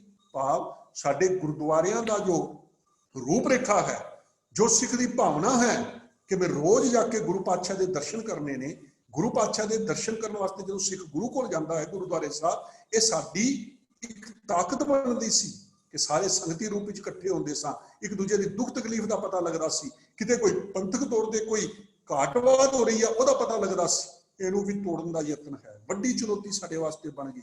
ਰੋਜ਼ ਸਾਡੇ ਸਿਧਾਂਤਕ ਤੌਰ ਦੇ ਉੱਤੇ ਸਾਡੇ ਸਿਧਾਂਤਾਂ ਦੇ ਉੱਤੇ ਹਮਲੇ ਨੇ, ਪ੍ਰਚਾਰਕਾਂ ਦੀ ਆਪਣੀ ਖਿੱਚੋਤਾਣ ਪੈ ਗਈ। ਅਤੇ ਅੱਜ ਦੇਖ ਰਹੇ ਹਾਂ ਜਿਨ੍ਹਾਂ ਨੇ ਇਹ ਸਿਖਾਉਣਾ ਸੀ, ਜਿਨ੍ਹਾਂ ਪ੍ਰਚਾਰ ਕਰਨਾ ਸੀ ਕਿ ਸਤਿਗੁਰੂ ਕਹਿੰਦੇ ਨੇ ਹੋਏ ਇਕੱਤਰ ਮਿਲੋ ਮੇਰੇ ਭਾਈ, ਦੁਬਦਾ ਦੂਰ ਕਰੋ ਲਿਵਲਾਏ, ਹਰ ਨਾਮੈ ਕੀ ਹੋਵੋ ਜੋੜੀ, ਗੁਰਮਤ ਬੈਸੋ ਸਫਾ ਵਿਛਾਏ। ਇਹ ਅਸੀਂ ਆਪਸ ਵਿੱਚ ਇਤਨੇ ਪਾਟੇ ਪਏ ਹਾਂ ਹੋਮੈ ਦੇ ਵਿੱਚ, ਈਗੋ ਦੇ ਵਿੱਚ। ਕਾਰਨ ਕੀ ਹੈ? ਕਾਰਨ ਇਹ ਹੈ ਕਿ ਸ਼ਾਇਦ ਗੁਰਬਾਣੀ ਨੂੰ ਚੰਗੀ ਤਰ੍ਹਾਂ ਨਾਲ ਸਮਝ ਨਹੀਂ ਸਕੇ। ਥਾਂ ਥਾਂ ਦੇ ਉੱਤੋਂ ਥੋੜੀ ਮੱਤ ਨੂੰ ਇਕੱਠਾ ਕੀਤਾ। ਭਾਈ ਵੀਰ ਸਿੰਘ ਜੀ ਦੀ ਗੱਲ ਜੋ ਹੈ ਚੇਤੇ ਆ ਰਹੀ ਹੈ ਕਿ ਉਹਨਾਂ ਨੇ ਬੜੀ ਕਮਾਲ ਦੀ ਗੱਲ ਸਮਝਾਉਣ ਦਾ ਯਤਨ ਕੀਤਾ ਕਿ ਸਿਰ ਕਛ ਕੋਲ ਪਕੜ ਹੱਥ ਲੀਨਾ, ਪੜਿਆਂ ਦੁਆਰੇ ਫਿਰਿਆ, ਦਰ ਦਰ ਦੇ ਟੁਕ ਮੰਗ ਮੰਗ ਪਾਏ, ਤੁਣ ਤੁਣ ਕੇ ਇਹ ਭਰਿਆ ਦੇਖ ਅਫਰਿਆ ਮੈਸਾਂ, ਜਾਨਾ ਪੰਡਤ ਹੋਇਆ, ਟਿਕਦਾ ਪੈਰ ਜ਼ਮੀਨ ਤੇ ਨਹੀਂ, ਉੱਚਾ ਹੋ ਤੁਰਿਆ, ਇੱਕ ਕਹੇ ਕਛ ਕੋਲ ਜਦੋਂ ਮੈਂ ਮੁਰਸ਼ਦ ਅੱਗੇ ਧਰਿਆ, ਝੂਠ ਉਸ ਕਰ ਉਲਟਾਇਆ, ਸਾਰਾ ਖਾਲੀ ਕਰਿਆ। ਸਾਡੀ ਤਾਂ ਹਾਲਤ ਇਹ ਹੋ ਗਈ ਕਿ ਭਾਈ ਦੋ ਕਿਤੋਂ ਸੁਣ ਲਈਆਂ। ਕਿਸੇ ਨੇ ਕਹਿ ਦਿੱਤਾ ਕਿ ਬਾਬਾ ਦੀਪ ਸਿੰਘ ਜੋ ਸੀ ਉਹ ਸਾਡਾ ਨਹੀਂ ਸੀ, ਅਸੀਂ ਅੱਗੇ ਪ੍ਰਚਾਰਨਾ ਸ਼ੁਰੂ ਕਰ ਦਿੱਤਾ। ਕਿਸੇ ਨੇ ਕਹਿ ਦਿੱਤਾ ਗੁਰੂ ਗੋਬਿੰਦ ਸਿੰਘ ਜੀ ਨੇ ਕਿਤੇ ਗੁਰਤਾ ਗੱਦੀ ਨਹੀਂ ਦਿੱਤੀ, ਅਸੀਂ ਅੱਗੇ ਚੱਲਣਾ ਸ਼ੁਰੂ ਹੋ ਗਏ, ਪ੍ਰਚਾਰਨਾ ਸ਼ੁਰੂ ਕਰ ਦਿੱਤਾ। ਕਿਸੇ ਨੇ ਕਹਿ ਦਿੱਤਾ ਕਿ ਨਹੀਂ ਜੀ ਅੰਮ੍ਰਿਤ ਵੇਲੇ ਤਾਂ ਹੈ ਹੀ ਕੋਈ ਨਹੀਂ, ਅੰਮ੍ਰਿਤ ਵੇਲਾ, ਅਸੀਂ ਉਸੇ ਪਾਸੇ ਲੱਗ ਗਏ। ਕੁੱਲ ਮੇਰੇ ਕਹਿਣ ਤੋਂ ਭਾਵ ਕਿ ਇਹ ਜੋ ਝੂਠ ਥਾਂ ਦੀ ਅਸੀਂ ਇਕੱਠੀ ਕੀਤੀ, ਭਾਈ ਵੀਰ ਸਿੰਘ ਜੀ ਦੇ ਅਨੁਸਾਰ ਕਿ ਇੱਕ ਭਾਂਡਾ ਪਕੜ ਕੇ ਥਾਂ ਦੇ ਉੱਤੇ ਮੰਗਦੇ ਝੂਠ ਇਕੱਠੀ ਕਰ ਲਈ। ਤੇ ਕਿਸੇ ਨੇ ਕਿਹਾ ਭਾਈ ਮੁਰਸ਼ਦ ਦੇ ਅੱਗੇ ਤਾਂ ਰੱਖ। ਜਦੋਂ ਮੁਰਸ਼ਦ ਅੱਗੇ ਰੱਖਿਆ ਉਹਨੇ ਕਿਹਾ ਇਹ ਝੂਠ ਹੈ, ਸੁੱਟੋ ਇਹਨੂੰ ਪਰੇ, ਸਾਰਾ ਉਹਨੇ ਖਾਲੀ ਕਰ ਦਿੱਤਾ। ਹੁਣ ਕਾਰਨ ਕੀ ਹੈ ਕਿ ਚਾਹੀਦਾ ਸੀ ਮੁਰਸ਼ਦ ਦੇ ਕੋਲੋਂ ਧੰਨ ਗੁਰੂ ਗ੍ਰੰਥ ਸਾਹਿਬ ਜੀ ਤੋਂ ਗਿਆਨ ਲੈਣਾ। ਧੰਨ ਗੁਰੂ ਗ੍ਰੰਥ ਸਾਹਿਬ ਜੀ ਸਾਨੂੰ ਹਰ ਪੱਖ ਸਮਝਾਉਂਦੇ, ਹਰ ਗੱਲ ਸਮਝਾਉਂਦੇ, ਹਰ ਦਲੀਲ ਦੇ ਨਾਲ ਸਾਨੂੰ ਦੱਸਦੇ ਤੇਰਾ ਜੀਵਨ ਕੀ ਹੈ, ਆਤਮਿਕ ਜੀਵਨ ਕਿਸ ਤਰ੍ਹਾਂ ਦਾ ਹੋਵੇਗਾ। ਤੇ ਅਸੀਂ ਉਹ ਤਾਂ ਥਾਂ ਦੇ ਉੱਤੇ ਲੋਕਾਂ ਤੋਂ ਹੀ ਪੁੱਛਣਾ ਸ਼ੁਰੂ ਕਰ ਦਿੱਤਾ। ਤੇ ਬੰਦਿਆਂ ਦੀ ਆਪਣੀ ਬਿਰਤੀ ਸੀ। ਅੱਜ ਦਾ ਜੋ ਸਮੇਂ ਦਾ ਲਿਖਾਰੀ ਹੈ ਨਾ, ਜਿਹੜਾ ਕੌਮ ਦੇ ਸਿਧਾਂਤ ਲਿਖਦਾ, ਉਹ ਰਾਤ 1 ਵਜੇ ਦੇ ਉੱਤੇ ਇੰਟਰਨੈਟ ਦੇ ਉੱਤੇ ਲਗਾ ਰਹਿੰਦਾ, ਕਦੀ ਇੱਧਰ ਦੀਆਂ ਕਦੀ ਉੱਧਰ ਦੀਆਂ, ਪੁੱਠੀਆਂ ਸਿੱਧੀਆਂ, ਕੋਈ ਦੁਨੀਆ ਦਾ ਪਤਾ ਨਹੀਂ, ਕੋਈ ਅਧਿਆਤਮਿਕ ਜੀਵਨ ਨਹੀਂ, ਕੋਈ ਸਪਿਰਿਚੁਅਲਿਟੀ ਨਹੀਂ, ਕੋਈ ਪਰਮਾਤਮਾ ਦੀ ਬੰਦਗੀ ਨਹੀਂ, ਕੋਈ ਸ਼ਬਦ ਦੇ ਨਾਲ ਪਿਆਰ ਨਹੀਂ, ਕੋਈ ਨਿਤਨੇਮ ਨਹੀਂ, ਕੋਈ ਨਿਤਨੇਮ ਦਾ ਵੇਲਾ ਨਹੀਂ, ਕੋਈ ਉਹਦੇ ਕੋਲ ਕਕਾਰ ਨਹੀਂ, ਕੋਈ ਉਹਦੇ ਕੋਲ ਸਾਬਤ ਸੂਰਤ ਨਹੀਂ, ਕੋਈ ਸਿੱਖੀ ਇਤਿਹਾਸ ਦਾ ਪਤਾ ਨਹੀਂ। ਤੇ ਸਵੇਰੇ 10 ਵਜੇ ਸੁੱਤਾ ਉੱਠਿਆ ਮੇਰੀ ਤਰ੍ਹਾਂ ਨੰਗੇ ਸਿਰ ਚਾਹ ਦਾ ਕੱਪ ਲੈ ਕੇ, ਪੈਨ ਤੇ ਕਾਪੀ ਲੈ ਕੇ ਬਹਿ ਜਾਂਦਾ, ਕਹਿੰਦਾ ਅੱਜ ਕੌਮ ਦਾ ਸਿਧਾਂਤ ਲਿਖਾਂਗਾ। ਇਹੋ ਜਿਹੀ ਝੂਠ ਜੋ ਹੈ, ਇਹੋ ਜਿਹੇ ਲੋਕਾਂ ਦੀ ਝੂਠ ਨੂੰ ਅਸੀਂ ਇਕੱਠਾ ਕਰਕੇ ਅੱਜ ਕੌਮ ਦੇ ਵਾਸਤੇ ਇਹੋ ਜਿਹੇ ਪ੍ਰਚਾਰਕ ਜੋ ਨੇ ਉਹਨਾਂ ਨੇ ਬਹੁਤ ਵੱਡੀ ਚੁਣੌਤੀ ਪਾਈ। ਅਤੇ ਚੁਣੌਤੀ ਕੀ ਹੋ ਗਈ, ਇੱਕ ਤਾਂ ਵਿਰੋਧੀ ਜੋ ਹੈ ਉਸਨੇ ਸਾਡਾ ਮਜ਼ਾਕ ਉਡਾਉਣਾ ਸ਼ੁਰੂ ਕਰ ਦਿੱਤਾ, ਦੂਜਾ ਸਾਡੇ ਆਪਣੇ ਵਿੱਚ ਦੁਬਦਾ ਪੈਦਾ ਹੋ ਗਈ, ਤੇ ਤੀਜੀ ਗੱਲ ਵੱਡੀ ਇਹ ਬਣ ਗਈ ਕਿ ਨੌਜਵਾਨ ਤੇ ਬੱਚਾ ਜੋ ਹੈ ਉਸ ਨੂੰ ਸਮਝ ਨਹੀਂ ਆਉਂਦੀ ਕਿ ਇਹਦੇ ਵਿੱਚੋਂ ਸੱਚ ਕੀ ਹੈ ਤੇ ਝੂਠ ਕੀ ਹੈ। ਤੇ ਉੱਪਰੋਂ ਦੀ ਅਸੀਂ ਹਉਮੈ ਦੇ ਵਿੱਚ ਫਸੇ। ਜਿੱਥੇ ਵੀ ਪ੍ਰਚਾਰ ਕਰਨ ਜਾਂਦੇ ਹਾਂ, ਆਮ ਕਰਕੇ ਦੇਖਿਆ ਜਾਂਦਾ ਵਿਦੇਸ਼ਾਂ ਵਿੱਚ ਦੁਨੀਆ ਸਾਡੀ ਤੁਰੀ ਫਿਰੀ ਪ੍ਰਚਾਰਕ ਨੇ, ਤੇ ਥਾਂ ਥਾਂ ਦੇ ਉੱਤੇ ਜਿੱਥੇ ਜਾ ਕੇ ਪੁੱਛਦੇ ਨੇ ਰੋਜ਼ ਕਿਤੇ ਨਾ ਕਿਤੇ ਡਾਂਗ ਖੜਕਦੀ ਹੈ, ਰੋਜ਼ ਲੜਾਈਆਂ ਤੇ ਝਗੜੇ ਸਾਹਮਣੇ ਆ ਰਹੇ ਨੇ। ਇੱਕ ਜਾ ਰਿਹਾ ਹੈ, ਦੂਜਾ ਰੋਕ ਰਿਹਾ ਹੈ, ਤੇ ਉਹਦਾ ਕਾਰਨ ਕੀ ਹੋ ਰਿਹਾ ਹੈ, ਕੌਮ ਬਦਨਾਮ ਹੋ ਰਹੀ ਹੈ। ਵੱਡੀ ਚੁਣੌਤੀ ਹੈ, ਕਿਤੇ ਇਹ ਗੱਲ ਸੱਚ ਨਾ ਸਾਡੇ ਵਾਸਤੇ ਸਾਬਤ ਹੋ ਜਾਵੇ ਕਿ ਇਹ ਤਾਂ ਭਾਈ ਲੜਦੇ ਹੀ ਭਿੜਦੇ ਰਹਿੰਦੇ ਨੇ। ਮੇਰੇ ਇੱਕ ਸਾਥੀ ਨੇ ਅੱਜ ਤੋਂ ਕੋਈ 10 ਸਾਲ ਪਹਿਲਾਂ ਸੁਣਾਇਆ, ਕਹਿੰਦੇ ਇੱਕ ਵਾਰ ਮੈਨੂੰ ਗੋਰਾ, ਹੁਣ ਤੇ ਰੋਜ਼ ਹੀ ਨਿੱਤੀ ਝਗੜੇ ਪੈਂਦੇ ਨੇ, ਪਹਿਲਾਂ ਬੜੇ ਘੱਟ ਸਨ, ਕਹਿੰਦੇ ਇੱਕ ਵਾਰ ਮੈਨੂੰ ਗੋਰਾ ਇੱਕ ਪੁੱਛਦਾ ਹੈ ਕਿ ਮਿਸਟਰ ਸਿੰਘ ਬੜੇ ਪਿਆਰ ਦੇ ਨਾਲ ਪਹਿਲੇ ਬੈਠੇ ਰਹਿੰਦੇ ਨੇ, ਅੱਖਾਂ ਬੰਦ ਕਰਦੇ ਨੇ, ਝੂਮਦੇ ਨੇ, ਕੋਈ ਗਾ ਰਿਹਾ ਹੁੰਦਾ ਬਾਕੀ ਨਾਲ ਗਾਉਂਦੇ ਨੇ। ਕਹਿੰਦਾ ਮੈਨੂੰ ਨਹੀਂ ਸਮਝ ਆਉਂਦੀ, ਜਿਵੇਂ ਹੀ ਤੁਹਾਡੀ ਸਵੀਟ ਡਿਸ਼ ਵਰਤਦੀ ਹੈ ਤੇ ਕਿਤੇ ਕਿਤੇ ਸਵੀਟ ਡਿਸ਼ ਤੋਂ ਬਾਅਦ ਤੁਸੀਂ ਲੜਨਾ ਸ਼ੁਰੂ ਹੋ ਜਾਂਦੇ ਹੋ, ਜੋ ਹੈ ਲੜਾਈਆਂ ਝਗੜੇ ਸ਼ੁਰੂ ਹੋ ਜਾਂਦੇ। ਮੇਰੇ ਕਹਿਣ ਤੋਂ ਭਾਵ ਕਿ ਧਾਰਮਿਕ ਤੌਰ ਦੇ ਉੱਤੇ ਸਾਨੂੰ ਵੱਡੀਆਂ ਚੁਣੌਤੀਆਂ ਨੇ ਕਿ ਸਾਡਾ ਪ੍ਰਚਾਰਕ ਪੰਥ ਪ੍ਰਸਤ ਹੋਣਾ ਚਾਹੀਦਾ ਹੈ, ਉਹਨੂੰ ਪੰਥਕ ਏਕਤਾ ਦਾ ਦਰਦ ਹੋਣਾ ਚਾਹੀਦਾ ਹੈ, ਉਹਦੇ ਵਿੱਚ ਈਗੋ ਤੇ ਹੰਕਾਰ ਨਹੀਂ ਹੋਣਾ ਚਾਹੀਦਾ। ਸਾਡੇ ਧਾਰਮਿਕ ਸਥਾਨ ਜੋ ਨੇ ਉਹ ਰਾਜਨੀਤੀ ਤੋਂ ਵਿਹਲੇ ਹੋਣੇ ਚਾਹੀਦੇ ਨੇ, ਰਾਜਨੀਤਿਕਾਂ ਦਾ ਉਹਨਾਂ ਦੇ ਉੱਤੇ ਕਬਜ਼ਾ ਨਹੀਂ ਹੋਣਾ ਚਾਹੀਦਾ। ਧਾਰਮਿਕ ਸਥਾਨਾਂ 'ਚੋਂ ਧਰਮ ਦੀ ਗੱਲ ਹੋਣੀ ਚਾਹੀਦੀ ਹੈ, ਤੇ ਫਿਰ ਸਾਡਾ ਆਪਣਾ ਸ਼ਖਸੀ ਜੀਵਨ ਧਾਰਮਿਕ ਹੋਣਾ ਚਾਹੀਦਾ ਹੈ। ਅਸੀਂ ਆਪਣੇ ਬੱਚਿਆਂ ਨੂੰ ਧਰਮ ਨਾਲ ਜੋੜਨਾ, ਸਾਨੂੰ ਮਾਤਾ ਪਿਤਾ ਉਹ ਚਾਹੀਦੇ ਨੇ ਜਿਹੜੇ ਬੱਚਿਆਂ ਨੂੰ ਧਰਮ ਵਾਲੇ ਪਾਸੇ ਲਾ ਸਕਣ। ਉਸ ਤੋਂ ਬਾਅਦ ਸਾਡੇ ਕੋਲ ਰਾਜਨੀਤਿਕ ਚੁਣੌਤੀਆਂ ਆ ਜਾਂਦੀਆਂ ਨੇ। ਗੁਰੂ ਪਿਆਰ ਵਾਲਿਓ, ਰਾਜਨੀਤਿਕ ਪੰਥ ਤੋਂ ਪੱਖ ਤੋਂ ਅਸੀਂ ਇੱਕ ਘੱਟ ਗਿਣਤੀ ਕੌਮ ਹਾਂ।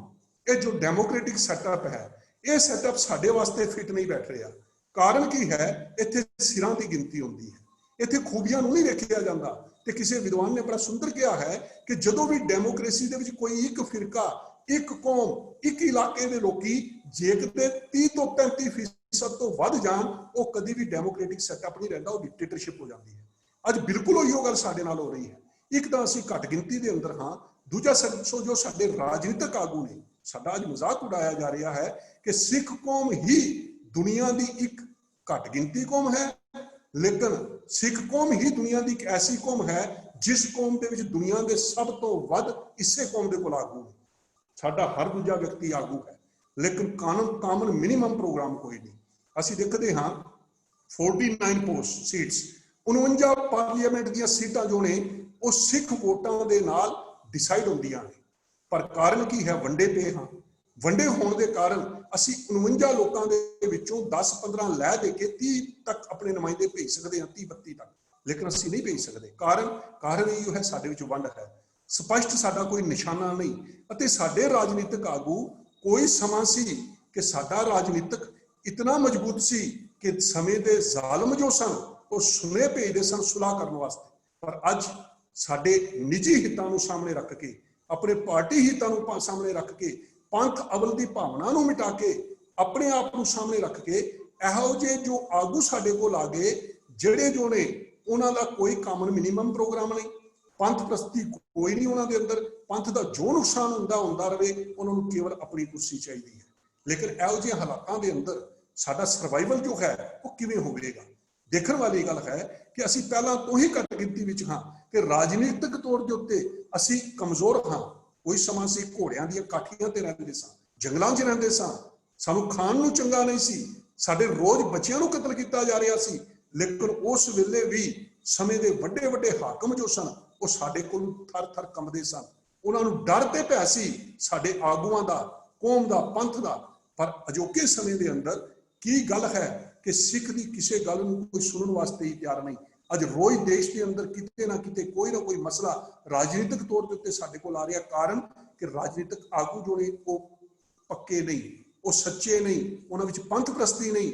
ਅਤੇ ਉਹ ਕੌਮ ਜਿਨ੍ਹਾਂ ਦਾ ਬਾਬਾ ਰਾਜੇ ਸ਼ੀ ਮੁਕੱਦਮ ਕੁੱਤੇ ਜਾਏ ਜਗਾਇਨ ਬੈਠੇ ਸੁੱਤੇ ਸਾਹਮਣੇ ਖੜੋ ਕੇ ਕਹਿੰਦਾ ਸੀ ਕਿ ਭਈ ਬਾਬਰ ਤੂੰ ਜਾਬਰ ਹੈ, ਪਾਪ ਕੀ ਜੰਜ ਲੈ ਕਾਬਲੋਂ ਤਾਇਆ, ਜੋਰੀ ਮੰਗਿਆ ਦਾਨ ਵਿਲਾਲੋ। ਉਸ ਕੌਮ ਦੇ ਆਗੂ ਜਰਵਾਣਿਆਂ ਦੇ ਨਾਲ ਦੋਸਤੀਆਂ ਪਾ ਕੇ ਬੈਠੇ ਨੇ, ਨਾ ਤਾਂ ਆਪਣੀ ਜਵਾਨੀ ਨੂੰ ਮਰਦਿਆਂ ਬਚਾ ਸਕੇ, ਨਾ ਆਪਣੀ ਜਵਾਨੀ ਨੂੰ ਜੇਲ੍ਹਾਂ ਚੋਂ ਕਢਾ ਸਕੇ। ਅਤੇ ਫਿਰ ਉਸ ਤੋਂ ਵੀ ਵੱਧ ਕੇ ਜੋ ਵੱਡਾ ਨੁਕਸਾਨ ਸ਼ੁਰੂ ਹੋ ਗਿਆ ਕਿ ਅੱਜ ਅਸੀਂ ਦੇਖ ਰਹੇ ਹਾਂ कि साडे राजनीतिक आगू नूं कोई कुछ नहीं लेना, कौम की जो मर्जी हालत हो जाए वो तो केवल अपनी कुर्सी नूं दिख रहा है। दरबार साहब तो आके लखां दी शहादतां करवा के, झूठे पुलिस मुकाबलियां विच जवानी नूं खत्म करवा के, खून का चप्पा चप्पा जो सी वो रंगिया पिया सी, कुछ भी हथ नहीं आया। लेकिन कोई भी साडा राजनीतिक आगू इस वक्त तक भी पंथ प्रस्ती की गल करन नूं तैयार नहीं। अपने अपने धड़ियां दे अंदर वंडे, अते इत्थे तक वंडे कि कुर्बानी करने वालियां ਸਿੰਘਾਂ ਨੂੰ भी असीं धड़ियां दे अंदर वंड के रख दिता। ਉਹਨਾਂ ਨੂੰ ਵੀ जो है वंडण ਦਾ ਯਤਨ ਕੀਤਾ केवल अपनी लालसा ਦੇ वास्ते। पहला समा ਇਹ ਸੀ कि भावें ਸਿੱਖਾਂ ਦੇ ਅੰਦਰ ਧੜੇ ਹੁੰਦੇ ਸਨ, ਦੁਸ਼ਮਣ ਸਾਂਝਾ ਹੁੰਦਾ ਸੀ ਤੇ ਇੱਕਦਮ ਸਾਰੇ ਇਕੱਠੇ ਹੋ ਜਾਂਦੇ ਸਨ। ਅੱਜ ਦੀ ਸਾਡੀ ਰਾਜਨੀਤੀ ਨੇ ਸਾਡੇ ਵਿੱਚ ਇਤਨਾ ਵੈਰ ਵਿਰੋਧ ਪਾ ਦਿੱਤਾ ਕਿ ਕੌਮ ਦੇ ਵਾਸਤੇ ਮਾਰਾਂ ਖਾਣ ਵਾਲੇ, ਘਰ-ਕੋਟ ਲੁਟਾਉਣ ਵਾਲੇ, ਜੇਲ੍ਹਾਂ ਵਿੱਚ ਸੜਨ ਵਾਲੇ, ਉਹਨਾਂ ਦੇ ਵਿੱਚ ਵੀ ਆਪਸ ਦੇ ਵਿੱਚ ਕਦੀ ਕਿਸੇ ਨੂੰ ਇੱਕ ਧੜੇ ਨਾਲ ਜੋੜ ਕੇ, ਕਿਸੇ ਨੂੰ ਇੱਕ ਪਾਰਟੀ ਨਾਲ ਜੋੜ ਕੇ ਆਪਸ ਦੇ ਵਿੱਚ ਹੀ ਉਹਨਾਂ ਨੂੰ ਲੜਾ ਕੇ ਰੱਖ ਦਿੱਤਾ। ਗੁਰੂ ਪਿਆਰ ਵਾਲਿਓ, ਫਿਰ ਅਸੀਂ ਜਦੋਂ ਦੇਖਦੇ ਹਾਂ ਕਿ ਸਾਡਾ ਜੋ ਰਾਜਨੀਤਿਕ ਪੱਖ ਹੈ ਉਹ ਬਿਲਕੁਲ ਕਮਜ਼ੋਰ ਪੈ ਚੁੱਕਿਆ ਹੈ, ਤੇ ਦੂਜੇ ਪਾਸਿਓਂ ਅਸੀਂ ਪੰਜਾਬ ਦੀ ਜੋ ਧਰਤੀ ਹੈ, ਭਾਵੇਂ ਮੈਂ ਜੰਮੂ ਕਸ਼ਮੀਰ ਦਾ ਰਹਿਣ ਵਾਲਾ ਹਾਂ, लेकिन सिक्खी का धुरा पंजाब जे कदे साडा हैडकुआटर वो सेफ नहीं तो असीं किसी भी तरह नहीं कह सकते कि असीं किते भी रहने वाले जो हाँ वो सिक्खी विच रह सकांगे या असीं सेफ हो सकांगे। पंथ तो अज अपनी अपनी पार्टी दे नाल चलाउण वालियां ने पंथ दे नाल धरोह कीता है।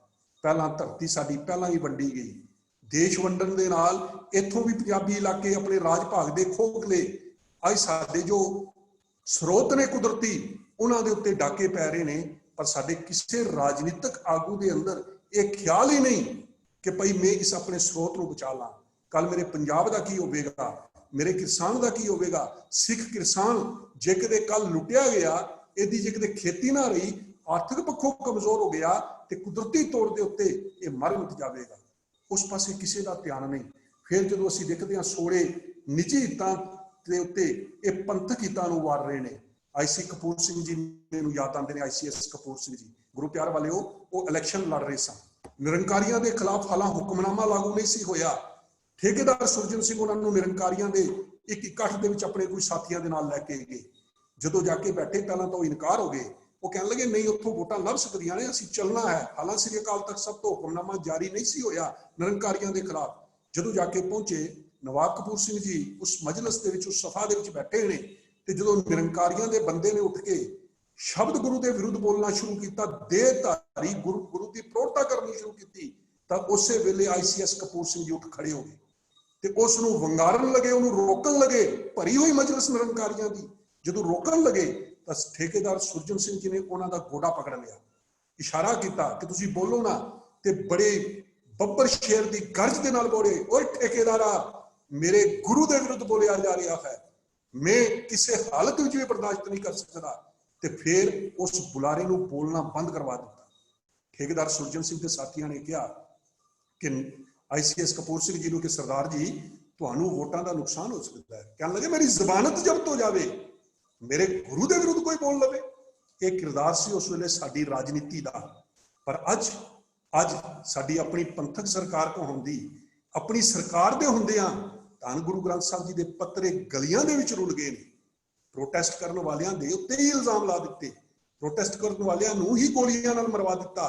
कारण किसी डेरावादी नूं खुश करना है, किसी डेरेदार नूं खुश करना है। अते अज साडी जो हालत है वो ये हो गई कि अज साडा राजनीतिक वो अपने गुरु की बेअदबी करवा के भी अपने तौर के उत्ते ये महसूस करता है कि मेरी कुर्सी बची रहे, भावें मेरा गुरु जो है, शब्द गुरु जो है, वो भावें गलियां दे विच रुलदा रहे, मैं मरां ते पंथ जिंदा रहे की भावना जो है वो मुकती जा रही है।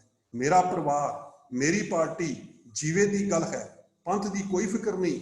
अखौती पंथक लीडरशिप को देख के नौजवानों ते जो है इस उन्हां दे उत्ते बार बार ये असर पैंदा है कि जे कदे जिस कौम के आगू इहो जे ने, राजनीतिक आगू इहो जे ने, उस कौम दे विच असीं लैना की है।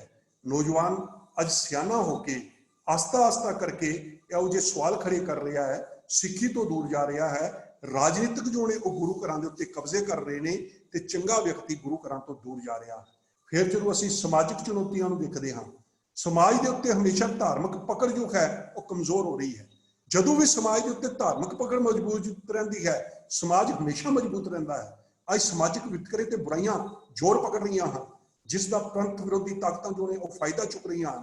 ਪੰਥ ਨਾਲੋਂ ਕੁਝ ਫਿਰਕਿਆਂ ਨੂੰ ਤੋੜਿਆ ਜਾ ਰਿਹਾ ਹੈ। ਸਮਾਜਿਕ ਨਾ ਬਰਾਬਰਤਾ ਦਾ ਬਹਾਨਾ ਲਗਾ ਲਗਾ ਕੇ ਸਿੱਖਾਂ ਨੂੰ ਵਰਗਲਾਇਆ ਜਾ ਰਿਹਾ ਹੈ। ਅੱਜ ਅਸੀਂ ਦੇਖਦੇ ਹਾਂ ਪੰਥ ਦਾ ਸੁਨਹਿਰੀ ਅਸੂਲ ਸੀ ਕਿ ਇਸ ਵਿੱਚ ਜਾਤ, ਮਜ਼ਹਬ, ਰੰਗ, ਨਸਲ, ਲਿੰਗ ਦਾ ਕੋਈ ਭੇਦਭਾਵ ਨਹੀਂ ਸੀ, ਸਾਰਿਆਂ ਨੂੰ ਸਾਂਝੀਵਾਲਤਾ ਸੀ। ਧੰਨ ਗੁਰੂ ਨਾਨਕ ਪਾਤਸ਼ਾਹ ਨੇ ਤਾਂ ਭਾਈ ਲਾਲੋ ਨੂੰ ਭਾਈ ਲਾਲੋ ਜੀ ਕਰਕੇ ਪੁਕਾਰਿਆ ਸੀ। ਉਹਨਾਂ ਨੇ ਤਾਂ ਮਰਦਾਨੇ ਨੂੰ ਆਪਣੀ ਛਾਤੀ ਨਾਲ ਲਾ ਕੇ ਰੱਖਿਆ ਸੀ। ਮੇਰੇ ਸਤਿਗੁਰੂ ਪਾਤਸ਼ਾਹ ਨੇ ਤੇ ਆਵਾਜ਼ ਦਿੱਤੀ ਸੀ, ਨੀਚਾ ਅੰਦਰ ਨੀਚ ਜਾਤ, ਨੀਚੀ ਹੂੰ ਅਤ ਨੀਚ, ਨਾਨਕ ਤਿਨ ਕੈ ਸੰਗ ਸਾਥ ਵਡਿਆਂ ਸਿਉ ਕਿਆ ਰੀਸ। ਇਹ ਸਿਧਾਂਤ ਸਾਨੂੰ ਦਿੱਤਾ ਸੀ।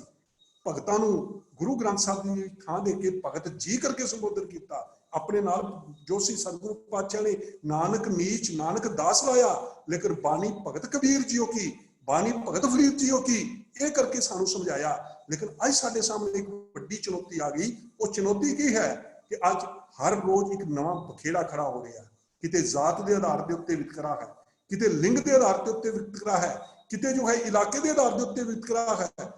ਸਤਿਗੁਰੂ ਨੇ ਤਾਂ ਸਾਨੂੰ ਕਿਹਾ ਸੀ ਮਾਨਸ ਕੀ ਜ਼ਾਤ ਸਭ ਹੈ ਕਹਿ ਪਹਿਚਾਨੋ। ਉਹਦੇ ਵਿੱਚ ਕੋਈ ਜ਼ਾਤ ਨਹੀਂ ਸੀ, ਕੋਈ ਲਿੰਗ ਨਹੀਂ ਸੀ, ਕੋਈ ਰੰਗ ਨਹੀਂ ਸੀ, ਕੋਈ ਨਸਲ ਨਹੀਂ ਸੀ, ਕੋਈ ਫਿਰਕਾ ਨਹੀਂ ਸੀ, ਲੇਕਿਨ ਇਹ ਵਿਤਕਰਾ ਸਾਹਮਣੇ ਹੈ।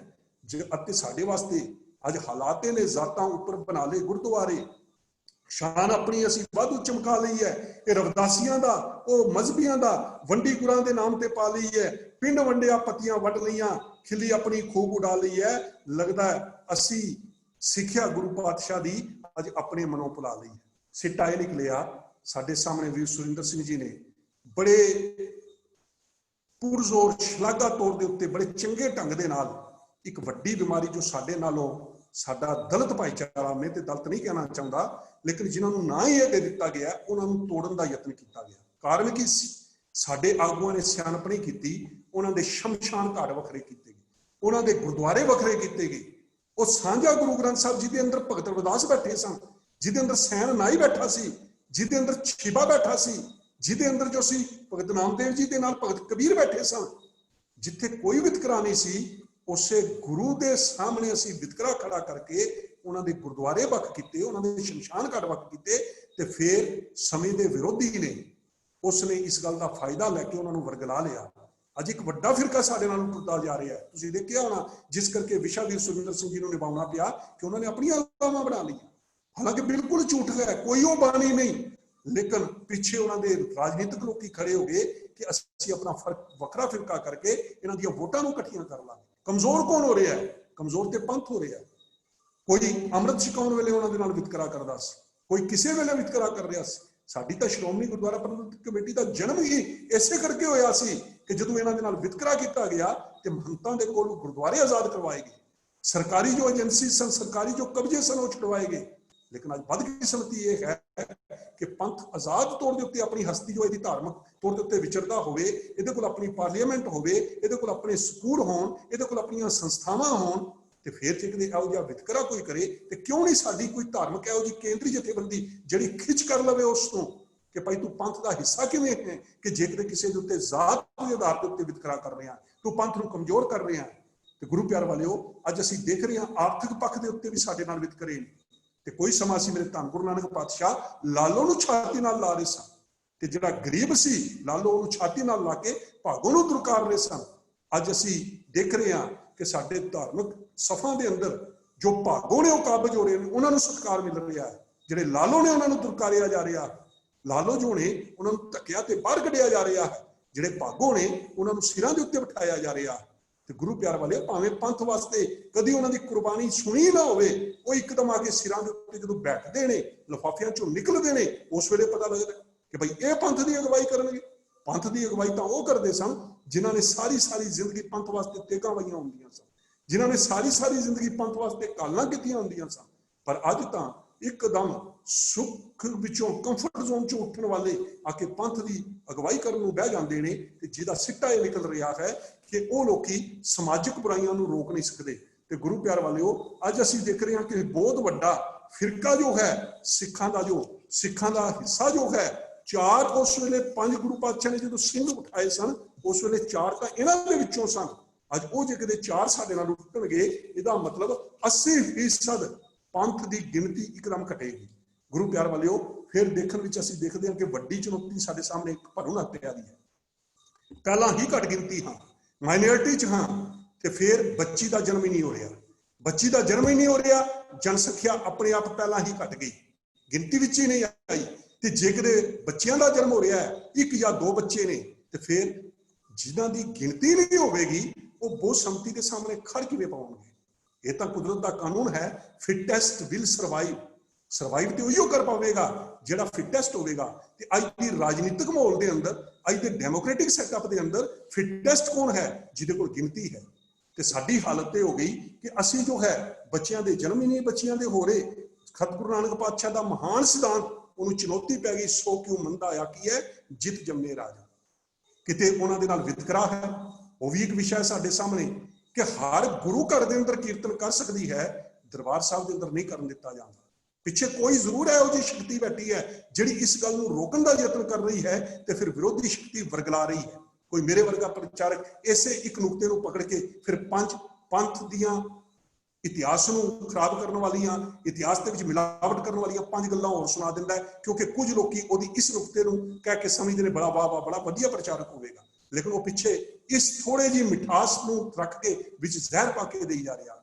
ਪਰ ਸਾਡੀ ਜੋ ਕੌਮੀ ਆਗੂ ਨੇ, ਸਾਡੀ ਜੋ ਕੌਮੀ ਲੀਡਰਸ਼ਿਪ ਹੈ, ਉਹ ਇਸ ਚੀਜ਼ ਨੂੰ ਸਮਝ ਹੀ ਨਹੀਂ ਸਕੀ ਕਿ ਜੇ ਕਦੇ ਇਸ ਕੌਮ ਦੇ ਵਿੱਚ ਬਹਾਦਰ ਮਾਤਾਵਾਂ ਨੇ, ਮਾਤਾ ਗੁਜਰੀ ਦੀ ਕੌਮ ਹੈ, ਮਾਤਾ ਗੁਜਰ ਕੌਰ ਜੀ ਦੀ ਕੌਮ ਹੈ, ਜੇ ਕਦੇ ਇਹਦੇ ਵਿੱਚ ਮਹਾਰਾਣੀ ਜਿੰਦਾ ਹੈ, ਇਹਦੇ ਵਿੱਚ ਮਹਾਰਾਣੀ ਰਣਜੀਤ ਕੌਰ ਹੈ, ਇਹਦੇ ਵਿੱਚ ਮਹਾਰਾਣੀ ਸਦਾ ਕੌਰ ਹੈ, ਤੇ ਕੀ ਉਹ ਮੈਦਾਨੀ ਜੰਗ ਦੇ ਅੰਦਰ ਜੂਝ ਸਕਦੀ ਹੈ ਕਿ ਉਹ ਗੁਰੂ ਘਰ ਦੇ ਅੰਦਰ ਕੀਰਤਨ ਨਹੀਂ ਕਰ ਸਕਦੀ? ਬਦਕਿਸਮਤੀ ਹੈ। ਇਹ ਬਹੁਤ ਵੱਡੀ ਚੁਣੌਤੀ ਹੈ ਜਿਹਦੇ ਵਾਸਤੇ ਸੋਚਣਾ ਪਵੇਗਾ, ਹੱਲ ਕੱਢਣਾ ਪਵੇਗਾ। ਤੇ ਗੁਰੂ ਪਿਆਰ ਵਾਲਿਓ, ਹਾਲਾਤ ਤਾਂ ਇਹ ਬਣ ਗਏ ਨੇ, ਢੋਲ ਵੱਜਦੇ, ਜਸ਼ਨ ਮਨਾਏ ਜਾਂਦੇ, ਜਦੋਂ ਜੰਮਦਾ ਕੋਈ ਬਰਖੁਰਦਾਰ ਇੱਥੇ, ਧੀ ਜੰਮਦੀ ਸੱਪ ਹੈ ਸੁੰਘ ਜਾਂਦਾ, ਚੜਦਾ ਪਿਓ ਨੂੰ ਖੂਬ ਬੁਖਾਰ ਇੱਥੇ, ਅੰਨਾ ਹੋ ਕੇ ਪੁੱਤਰ ਦੇ ਮੋਹ ਅੰਦਰ, ਦਿੰਦੇ ਜਨਮ ਤੋਂ ਪਹਿਲਾਂ ਹੀ ਮਾਰੇ ਇੱਥੇ। ਬਾਬਾ ਜਿਨ੍ਹਾਂ ਨੂੰ ਸਤਿਕਾਰ ਤੂੰ ਦੇ ਗਿਆ ਸੇ, ਹੁੰਦਾ ਉਹਨਾਂ ਦਾ ਅੱਜ ਤਿਰਸਕਾਰ ਇੱਥੇ। ਗੁਰੂ ਨਾਨਕ ਦੀ ਧਰਤੀ ਦੇ ਉੱਤੇ, ਪੰਜਾਬ ਦੀ ਧਰਤੀ ਦੇ ਉੱਤੇ, ਪੰਜਾਬ ਜਿਉਂਦਾ ਗੁਰਾਂ ਦੇ ਨਾਂ ਉੱਤੇ, ਉਸ ਧਰਤੀ ਦੇ ਉੱਤੇ ਜੇ ਕਦੇ ਮਰਦਾਂ ਦੇ ਨਾਲੋਂ ਬੀਬੀਆਂ ਦੀ ਸ਼ਰ੍ਹਾ ਰੇਸ਼ੋ ਘਟ ਗਈ ਹੈ ਅਤੇ ਸਿੱਖ ਪਰਿਵਾਰਾਂ ਦੇ ਅੰਦਰ ਘਟ ਗਈ ਹੈ, ਤਾਂ ਇਸ ਤੋਂ ਵੱਡੀ ਬਦਕਿਸਮਤੀ ਤੇ ਵੱਡੀ ਚੁਣੌਤੀ ਸਾਡੇ ਵਾਸਤੇ ਕੋਈ ਨਹੀਂ ਹੋ ਸਕਦੀ। ਗੁਰੂ ਪਿਆਰ ਵਾਲਿਓ, ਤੇ ਫਿਰ ਅਗਲੀ ਗੱਲ ਹੈ ਕਿ ਇੱਕ ਤਾਂ ਇਹ ਪੱਖ ਹੋ ਗਿਆ ਸਾਡੇ ਵਾਸਤੇ ਸਾਡੀ ਸੰਖਿਆ ਨੂੰ ਘਟਾਉਣ ਦਾ। ਅਗਲਾ ਹੈ ਸਾਡੇ ਸਾਹਮਣੇ ਨਸ਼ੇ ਨੇ। ਉਹ ਕੌਮ ਜਿਸ ਦੇ ਗੁਰੂ ਨੇ ਇਹ ਗੱਲ ਸਮਝਾਈ ਹੋਵੇ, ਸੋ ਕਿਉਂ ਮੰਦਾ, ਜਿਸ ਦੇ ਸਮਝਾਈ ਹੋਵੇ, ਜਿਤ ਪੀਤਾ ਮਤ ਦੂਰ ਹੋਏ, ਬਰਲ ਪਵੈ ਵਿੱਚ ਆਏ, ਆਪਣਾ ਪਰਾਇਆ ਨਾ ਪਛਾਣੀ, ਖਸਮੋਂ ਧੱਕੇ ਖਾਏ, ਜਿਤ ਪੀਤਾ ਖਸਮ ਵਿਸਰੈ, ਦਰਗਾਹ ਮਿਲੈ ਸਜਾਏ। ਉਸ ਗੁਰੂ ਦੀ ਕੌਮ, ਉਸ ਦੀ ਜਵਾਨੀ ਪਹਿਲਾਂ ਤਾਂ ਨਹਿਰਾਂ ਦੇ ਕੰਢਿਆਂ ਦੇ ਉੱਤੇ, ਖੇਤਾਂ ਦੇ ਅੰਦਰ, ਸੜਕਾਂ ਦੇ ਉੱਤੇ ਗੋਲੀਆਂ ਨਾਲ ਮਾਰ ਕੇ ਖਤਮ ਕੀਤੀ। ਜਿਨ੍ਹਾਂ ਦੇ ਕੋਲ ਸਰੂਪ ਸੀ, ਪੰਥ ਦਾ ਦਰਦ ਸੀ, ਜਿਹੜੇ ਪਿੱਛੇ ਰਹਿ ਗਏ ਨੇ, ਉਹਨਾਂ ਨੂੰ ਨਸ਼ਿਆਂ ਦੇ ਵਿੱਚ ਗਲਤਾਨ ਕਰ ਦਿੱਤਾ। ਤੇ ਫਿਰ ਉਹ ਨਸ਼ੇ, ਇੱਕ ਭੰਗ ਜਾਂ ਅਫੀਮ ਤੇ ਸ਼ਰਾਬ ਦਾ ਨਸ਼ਾ ਨਹੀਂ, ਚਿੱਟੇ ਦਾ ਨਸ਼ਾ ਜਿਹੜਾ ਕੇਵਲ ਤੇ ਕੇਵਲ ਮੌਤ ਹੈ, ਮਹਿੰਗਾ ਨਸ਼ਾ, 2 ਨਿਸ਼ਾਨੇ ਇੱਕ ਤੀਰ ਦੇ ਨਾਲ ਹੋ ਰਹੇ ਨੇ ਕਿ ਇੱਕ ਤਾਂ ਨੌਜਵਾਨ ਆਪਣੇ ਘਰੋਂ ਜ਼ਮੀਨ ਵੇਚੇਗਾ, ਜਾਇਦਾਦ ਵੇਚੇਗਾ, ਸਭ ਕੁਝ ਵੇਚ ਕੇ ਨਸ਼ਾ ਕਰੇਗਾ ਤੇ ਮੌਤ ਖਰੀਦ ਲਵੇਗਾ। ਅੱਜ ਦੇਖ ਰਹੇ ਹਾਂ ਨੌਜਵਾਨ ਬੱਚਿਆਂ ਦੀਆਂ ਲਾਸ਼ਾਂ ਨੂੰ ਬਜ਼ੁਰਗ ਮਾਤਾ ਪਿਤਾ ਆਪਣੇ ਮੋਢਿਆਂ ਦੇ ਉੱਤੇ ਢੋ ਰਹੇ ਨੇ। ਨਸ਼ੇ ਦੇ ਕਾਰਨ ਗਿਣਤੀ ਘਟ ਰਹੀ ਹੈ, ਨੌਜਵਾਨ ਮਰ ਰਿਹਾ। ਗੁਰੂ ਪਿਆਰ ਵਾਲਿਓ, ਜੁਲਾਈ 1994 ਦੇ ਵਿੱਚ ਟ੍ਰਿਬਿਊਨ ਅਖਬਾਰ ਦੇ ਅੰਦਰ ਇੱਕ ਖਬਰ ਛਪੀ ਸੀ, ਜੇ ਕਦੇ ਉਸ ਵੇਲੇ ਕੌਮ ਸੁਚੇਤ ਹੋ ਜਾਂਦੀ, ਇਸ ਚੁਣੌਤੀ ਨੂੰ ਸਵੀਕਾਰ ਕਰ ਲੈਂਦੀ। ਉਸ ਵੇਲੇ ਬੰਬੇ ਦੇ ਅੰਦਰ ਨਾਰਕੋਟਿਕ ਡਰੱਗ ਕਨਵੈਨਸ਼ਨ ਹੋਈ ਸੀ, ਜਿਹਦੇ ਵਿੱਚ ਇਹ ਚਿੰਤਾ ਪ੍ਰਗਟ ਕੀਤੀ ਗਈ ਸੀ ਕਿ ਵਿਦੇਸ਼ਾਂ ਤੋਂ ਭਾਰਤ ਦੇ ਪੰਜਾਬ ਜਿਹੜਾ ਸੂਰਮਿਆਂ ਦੀ ਧਰਤੀ ਹੈ, ਉਹਦੇ ਵਿੱਚ ਸ਼ਰੇਆਮ ਨਸ਼ਾ ਸਮਗਲ ਹੋ ਕੇ ਆ ਰਿਹਾ ਹੈ। ਨਸ਼ੀਲੀ ਵਸਤੂਆਂ ਦੇ ਰਾਹੀਂ ਪੰਜਾਬ ਦੀ ਮਾਰਸ਼ਲ ਕੌਮ ਦੀ ਸੱਤਿਆ ਭੰਗ ਕਰਨ ਦੀ ਕੋਸ਼ਿਸ਼ ਕੀਤੀ ਜਾ ਰਹੀ ਹੈ। ਇਹ 1994 ਦੇ ਅੰਦਰ ਟ੍ਰਿਬਿਊਨ ਅਖਬਾਰ ਦੇ ਅੰਦਰ ਬੰਬੇ ਦੀ ਧਰਤੀ ਦੇ ਉੱਤੇ ਡਰੱਗਸ ਨਾਰਕੋਟਿਕਸ ਦੇ ਖਿਲਾਫ ਹੋਣ ਵਾਲੀ ਕਨਵੈਨਸ਼ਨ ਦੇ ਅੰਦਰ ਜੇ ਕਦੇ ਉਹ ਸਿੱਖ ਨਹੀਂ ਸਨ ਜਿਨ੍ਹਾਂ ਨੇ ਚਿੰਤਾ ਪ੍ਰਗਟ ਕੀਤੀ ਕਿ ਇੱਕ ਮਾਰਸ਼ਲ ਕੌਮ ਦੀ, ਇੱਕ ਜੁਝਾਰੂ ਕੌਮ ਦਾ ਜੁਝਾਰੂਪਨ ਖਤਮ ਕਰਨ ਦਾ ਯਤਨ ਕੀਤਾ ਜਾ ਰਿਹਾ ਹੈ, ਇਸ ਦੀ ਜਵਾਨੀ ਉਖਾਉਣ ਦੇ ਵਾਸਤੇ ਸਾਜ਼ਿਸ਼ਾਂ ਨੇ। ਲੇਕਿਨ ਸਾਡੀ ਕੌਮ ਸੁਚੇਤ ਨਹੀਂ ਹੋਈ, ਸਾਡੇ ਆਗੂ ਸੁਚੇਤ ਨਹੀਂ ਹੋਏ, ਜਿਹਦੇ ਕਾਰਨ ਅੱਜ ਸਾਡੀ ਨੌਜਵਾਨ ਪੀੜ੍ਹੀ ਜੋ ਹੈ ਉਹ ਨਸ਼ਿਆਂ ਦੇ ਵਿੱਚ ਰੁੜ ਰਹੀ ਹੈ। ਨਸ਼ਿਆਂ ਦੇ ਵਿੱਚ ਬਰਬਾਦ ਹੋ ਰਹੀ ਹੈ। ਤੇ ਫਿਰ ਗੁਰੂ ਪਿਆਰ ਵਾਲਿਓ, ਕਿਸੇ ਨੇ ਤਾਂ ਅੱਜ ਦੇ ਪੰਜਾਬ ਨੂੰ ਦੇਖ ਕੇ ਇਹ ਗੱਲ ਕਹਿ ਦਿੱਤੀ, ਤੇਰੀ ਨਗਰੀ ਦੇ ਬਾਂਕੇ ਜਵਾਨ ਡਿੱਠੇ, ਨਿਤ ਛਕਦੇ ਖੂਬ ਕੁਬੇਰ ਬਾਬਾ, ਫੈਸਾ ਡਰਿਲ ਤੇ ਪਤਾ ਨਹੀਂ ਹੋਰ ਕੀ ਨਸ਼ੇ ਲਾਏ ਨੇ ਢੇਰਾਂ ਦੇ ਢੇਰ ਬਾਬਾ, ਭੜੂਏ ਰੱਬ ਤੋਂ ਲੈਂਦੇ ਨੇ ਸਾਹ ਚੋਰੀ, ਕਹਿੰਦੇ ਆਪਣੇ ਆਪ ਨੂੰ ਸ਼ੇਰ ਬਾਬਾ, ਜਿੱਥੇ ਨਸ਼ੇ ਅਗਿਆਨਤਾ ਦੀ ਰਾਤ ਹੋਵੇ ਉੱਥੇ ਚੜ੍ਹੇਗੀ ਕਿਦਾਂ ਸਵੇਰ ਬਾਬਾ। ਮੇਰੇ ਸਤਿਗੁਰੂ ਪਾਤਸ਼ਾਹ, ਨਸ਼ੇ ਅਗਿਆਨਤਾ ਦੀ ਰਾਤ ਪਈ ਹੋਈ ਹੈ, ਹਰ ਪਾਸੇ ਨੌਜਵਾਨ ਸੜਕਾਂ ਦੇ ਉੱਤੇ ਮਰ ਰਹੇ ਨੇ। ਗੁਰੂ ਪਿਆਰ ਵਾਲਿਓ, ਇਸ ਪਾਸੇ ਸੋਚਣਾ ਪਵੇਗਾ, ਬਹੁਤ ਵੱਡੀ ਚੁਣੌਤੀ ਹੈ। ਫਿਰ ਅਗਲੀ ਗੱਲ, ਨਸ਼ੇ ਦੇ ਨਾਲ ਮਰ ਗਏ, ਭਰੂਣ ਹੱਤਿਆ ਦੇ ਨਾਲ ਮਾਰ ਦਿੱਤੇ, ਤੇ ਅਗਲੀ ਗੱਲ ਹੈ ਪਤਤ ਪੁਨਾ। ਬੜੀ ਸੋਚੀ ਸਮਝੀ ਸਾਜ਼ਿਸ਼ ਦੇ ਤਹਿਤ ਸਾਡੇ ਸਿੱਖ ਬੱਚਿਆਂ ਦੇ ਕੇਸ ਕਤਲ ਕਰਵਾ ਕੇ, ਚਾਹੇ ਉਹਦੇ ਵਿੱਚ ਮੀਡੀਆ ਦਾ ਰੋਲ ਹੈ, ਚਾਹੇ ਉਹਦੇ ਵਿੱਚ ਜਾਣਬੁੱਝ ਕੇ ਸਾਜ਼ਿਸ਼ਾਂ ਨੇ, ਜਾਂ ਅੱਜ ਦਾ ਲੱਚਰਪੁਣਾ ਹੈ, ਸਿੱਖ ਨੌਜਵਾਨ ਜੋ ਹੈ ਪਤਤ ਹੋ ਰਿਹਾ ਹੈ। ਇਹ ਕਦੀ ਨਾ ਸੋਚੀਏ ਕਿ ਸਿੱਖ ਦਾ ਬੱਚਾ ਪਤਤ ਹੋ ਗਿਆ ਸਿੱਖ ਰਵੇਗਾ। ਸਿੱਖ ਦਾ ਬੱਚਾ ਪਤਤ ਹੋ ਗਿਆ, ਅਗਲੀ ਪੀੜ੍ਹੀ ਉਹਦੀ ਸਿੱਖੀ ਤੋਂ ਦੂਰ ਹੋ ਕੇ ਉਹ ਦੂਜੇ ਧਰਮ ਦਾ ਹਿੱਸਾ ਬਣ ਜਾਵੇਗੀ। ਉਹ ਜਾਇਦਾਦ, ਉਹ ਕਿਰਸਾਨ ਜਿਸ ਦੀ 50 ਕਨਾਲ 100 ਕਨਾਲ 200 ਕਨਾਲ ਜਾਂ ਕਿਲੇ 40 50 60 ਜ਼ਮੀਨ ਸੀ, ਉਹ ਸਿੱਖੀ ਦੀ ਵਿਰਾਸਤ ਸੀ, ਉਹ ਸਿੱਖੀ ਦੀ ਮਾਲਕੀ ਸੀ। ਆਉਣ ਵਾਲੇ ਕੱਲ ਵਿੱਚ ਤੀਜੀ ਪੀੜ੍ਹੀ ਵਿੱਚ ਉਹ ਕੋਈ ਸ਼ਰਮਾ ਤੇ ਵਰਮਾ ਹੋ ਜਾਵੇਗਾ, ਉਹ ਸਿੱਖੀ ਦੀ ਜਾਇਦਾਦ ਨਹੀਂ ਰਹੇਗੀ। ਤੇ ਸਿੱਖੀ ਜੋ ਹੈ ਉਹ ਪਤਤ ਹੋਣ ਦੇ ਨਾਲ ਨਾਲ ਕੁਦਰਤੀ ਤੌਰ ਦੇ ਉੱਤੇ ਉਹ ਜੋ ਹੈ ਉਹਦੀ ਜੋ ਸਿੱਖੀ ਦੀ ਗਿਣਤੀ ਹੈ ਉਹ ਵੀ ਘਟੇਗੀ। ਕੁੱਲ ਮਿਲਾ ਕੇ ਨਸ਼ਾ, ਪਤਤ ਪੁਨਾ, ਸਭ ਕੁਝ ਜੋ ਹੈ ਸਿੱਖੀ ਦੀ ਗਿਣਤੀ ਨੂੰ ਗੁਰੂ ਪਿਆਰ ਵਾਲਿਓ ਘਟਾ ਰਿਹਾ ਹੈ। ਇਹ ਵੀ ਸਾਡੇ ਸਾਹਮਣੇ ਇੱਕ ਬਹੁਤ ਵੱਡੀ ਚੁਣੌਤੀ ਹੈ, ਜਿਸ ਦਾ ਸਾਨੂੰ ਹੱਲ ਲੱਭਣਾ ਹੈ। ਮੈਂ ਕੋਸ਼ਿਸ਼ ਕਰਾਂਗਾ ਜਦੋਂ ਅਗਲੀ ਵਾਰ ਵਿਸ਼ਾ ਕਰਾਂਗਾ, ਇਹਨਾਂ ਦੇ ਹੱਲ ਜੋ ਨੇ ਉਹਨਾਂ ਵੱਲ ਅਸੀਂ ਜ਼ਰੂਰ ਕੁਝ ਨੁਕਤੇ ਜਿਨ੍ਹਾਂ ਰਾਹੀਂ ਅਸੀਂ ਇਹਨਾਂ ਦਾ ਹੱਲ ਕੱਢ ਸਕਦੇ ਹਾਂ, ਉਹਨਾਂ ਦੇ ਉੱਤੇ ਜ਼ਰੂਰ ਜੋ ਹੈ ਰੋਸ਼ਨੀ ਪਾਉਣ ਦਾ ਯਤਨ ਕਰੀਏ। ਫਿਰ ਗੁਰੂ ਪਿਆਰ ਵਾਲਿਓ, ਸਿੱਖ ਬੱਚਿਆਂ ਨੂੰ, ਸਿੱਖ ਨੌਜਵਾਨਾਂ ਪ੍ਰਤੀ ਨਿਰਾਸ਼ਤਾ ਪੈਦਾ ਹੋ ਰਹੀ ਹੈ। ਜਾਂ ਤਾਂ ਸਿੱਖ ਨੌਜਵਾਨ ਦਾ ਆਪਣਾ ਕਿਰਦਾਰ ਨਹੀਂ, ਜਾਂ ਉਹ ਨਸ਼ੇੜੀ ਹੋ ਗਿਆ। ਮੈਂ ਆਪ ਖੜਾ ਇੱਕ ਗੁਰੂ ਘਰ ਦੇ ਸਾਹਮਣੇ, ਦੋ ਨੌਜਵਾਨ ਬੜੀ ਸੋਹਣੇ ਉਹਨਾਂ ਨੇ ਡਰੈਸਅਪ ਕੀਤੇ ਹੋਏ, ਗਲ ਦੇ ਵਿੱਚ ਸੋਨੇ ਦੀਆਂ ਚੇਨਸ ਪਾਈਆਂ ਹੋਈਆਂ, ਦੋਵੇਂ ਖੜੇ ਕੇਲਾ ਖਾ ਰਹੇ ਸਨ। ਕੇਲਾ ਛਿਲਕੇ ਖਾਂਦਿਆਂ ਨੂੰ ਗੁਰੂ ਘਰ ਦੇ ਬਿਲਕੁਲ ਸਾਹਮਣੇ ਖੜੇ ਨੇ, ਗੇਟ ਦੇ ਸਾਹਮਣੇ ਕੇਲਾ ਖਾਂਦਿਆਂ ਨੂੰ ਉੱਥੋਂ ਇੱਕ ਜੋ ਸੀ ਗੈਰ ਧਰਮ ਦੀ ਬੱਚੀ ਗੱਡੀ ਲੈ ਕੇ ਲੱਗੀ ਹੈ, ਉਹ ਕਾਰ ਚਲਾ ਰਹੀ ਸੀ। ਉਹਨਾਂ ਦੋਵਾਂ ਨੌਜਵਾਨਾਂ ਨੇ ਅੱਧਾ ਅੱਧਾ ਖਾਧਾ ਹੋਇਆ ਕੇਲਾ ਉਹ ਛਿਲਕੇ ਜੋ ਸਨ ਉਹ ਗੱਡੀ ਦੇ ਉੱਤੇ ਸੁੱਟ ਦਿੱਤੇ। ਜਦੋਂ ਉਸ ਗੱਡੀ ਦੇ ਉੱਤੇ ਸੁੱਟੇ, ਮੈਂ ਉਹਨਾਂ ਦੇ ਕੋਲ ਚਲਾ ਗਿਆ। ਮੈਂ ਕਿਹਾ, ਵੀਰ ਜੀ ਇਹ ਕੀ ਕੀਤਾ ਜੀ? ਕਹਿਣ ਲੱਗੇ, ਜੀ ਆ ਗਈ ਮੌਜ, ਆ ਗਈ ਮਸਤੀ। ਮੈਂ ਕਿਹਾ, ਬੜੀ ਕਮਾਲ ਦੀ ਗੱਲ ਕੀਤੀ ਜੇ, ਲੇਕਿਨ ਇੱਕ ਗੱਲ ਚੇਤੇ ਰੱਖਿਓ, ਤੁਹਾਡੇ ਵਾਸਤੇ ਉਹ ਆਪਣੇ ਕੋਲ ਕੀ ਲੈ ਕੇ ਗਈ ਹੈ, ਸੋਚ ਕੀ ਉਹਦੀ ਬਣੀ ਹੈ ਕਿ ਸਿੱਖ ਚੰਗਾ ਡਰੈਸ ਤੇ ਪਾ ਸਕਦਾ ਹੈ, ਸੋਨੇ ਦੀ ਚੇਨ ਤਾਂ ਪਾ ਸਕਦਾ ਹੈ, ਲੇਕਿਨ ਹਾਲੇ ਮੈਂਟਲੀ ਤੌਰ ਦੇ ਉੱਤੇ ਇਤਨਾ ਡਿਵੈਲਪ ਨਹੀਂ ਹੋਇਆ ਕਿ ਉਸ ਨੂੰ ਇੱਕ ਗੱਡੀ ਅਤੇ ਇੱਕ ਡਸਟਬਿਨ ਦੇ ਵਿੱਚ ਫਰਕ ਦਾ ਪਤਾ ਚੱਲ ਜਾਵੇ। ਮੇਰੇ ਕਹਿਣ ਤੋਂ ਭਾਵ, ਕਿਤੇ ਸਿੱਖ ਨੌਜਵਾਨ ਦਾ ਇਹੋ ਜਿਹਾ ਕਿਰਦਾਰ ਕਿਤੇ ਨਸ਼ਾ ਪੁਣਾ ਕੁਦਰਤੀ ਤੌਰ ਦੇ ਉੱਤੇ ਸਿੱਖ ਬੱਚਿਆਂ ਨੂੰ ਇਰੀਟੇਟ ਕਰ ਰਿਹਾ, ਤੇ ਦੂਜੇ ਪਾਸੇ ਸਾਡਾ ਦੁਸ਼ਮਣ ਸਿੱਖ ਬੱਚਿਆਂ ਨੂੰ ਵਰਗਲਾ ਕੇ ਦੂਜੇ ਧਰਮਾਂ ਦੇ ਆਪਣੇ ਨੌਜਵਾਨਾਂ ਨੂੰ ਲਾਲਚਾਂ ਦੇ ਕੇ ਸਿੱਖ ਬੱਚਿਆਂ ਦਾ ਜੋ ਹੈ ਧਰਮ ਪਰਿਵਰਤਨ ਕਰਵਾ ਰਹੇ ਹਾਂ। ਅਸੀਂ ਤਾਂ ਸਿੱਖ ਨੌਜਵਾਨਾਂ ਨੂੰ ਸਿੱਖੀ ਵਾਲੇ ਪਾਸੇ ਮੋੜ ਨਹੀਂ ਸਕੇ, ਉਲਟਾ ਸਿੱਖ ਨੌਜਵਾਨ ਜੋ ਹੈ ਬੇਮੁਖ ਹੋ ਰਿਹਾ ਹੈ। ਤੇ ਕਿਸੇ ਨੇ ਬੜੇ ਸੁੰਦਰ ਤਰੀਕੇ ਦੇ ਨਾਲ ਇੱਕ ਸੁਨੇਹਾ ਦਿੱਤਾ ਸੀ।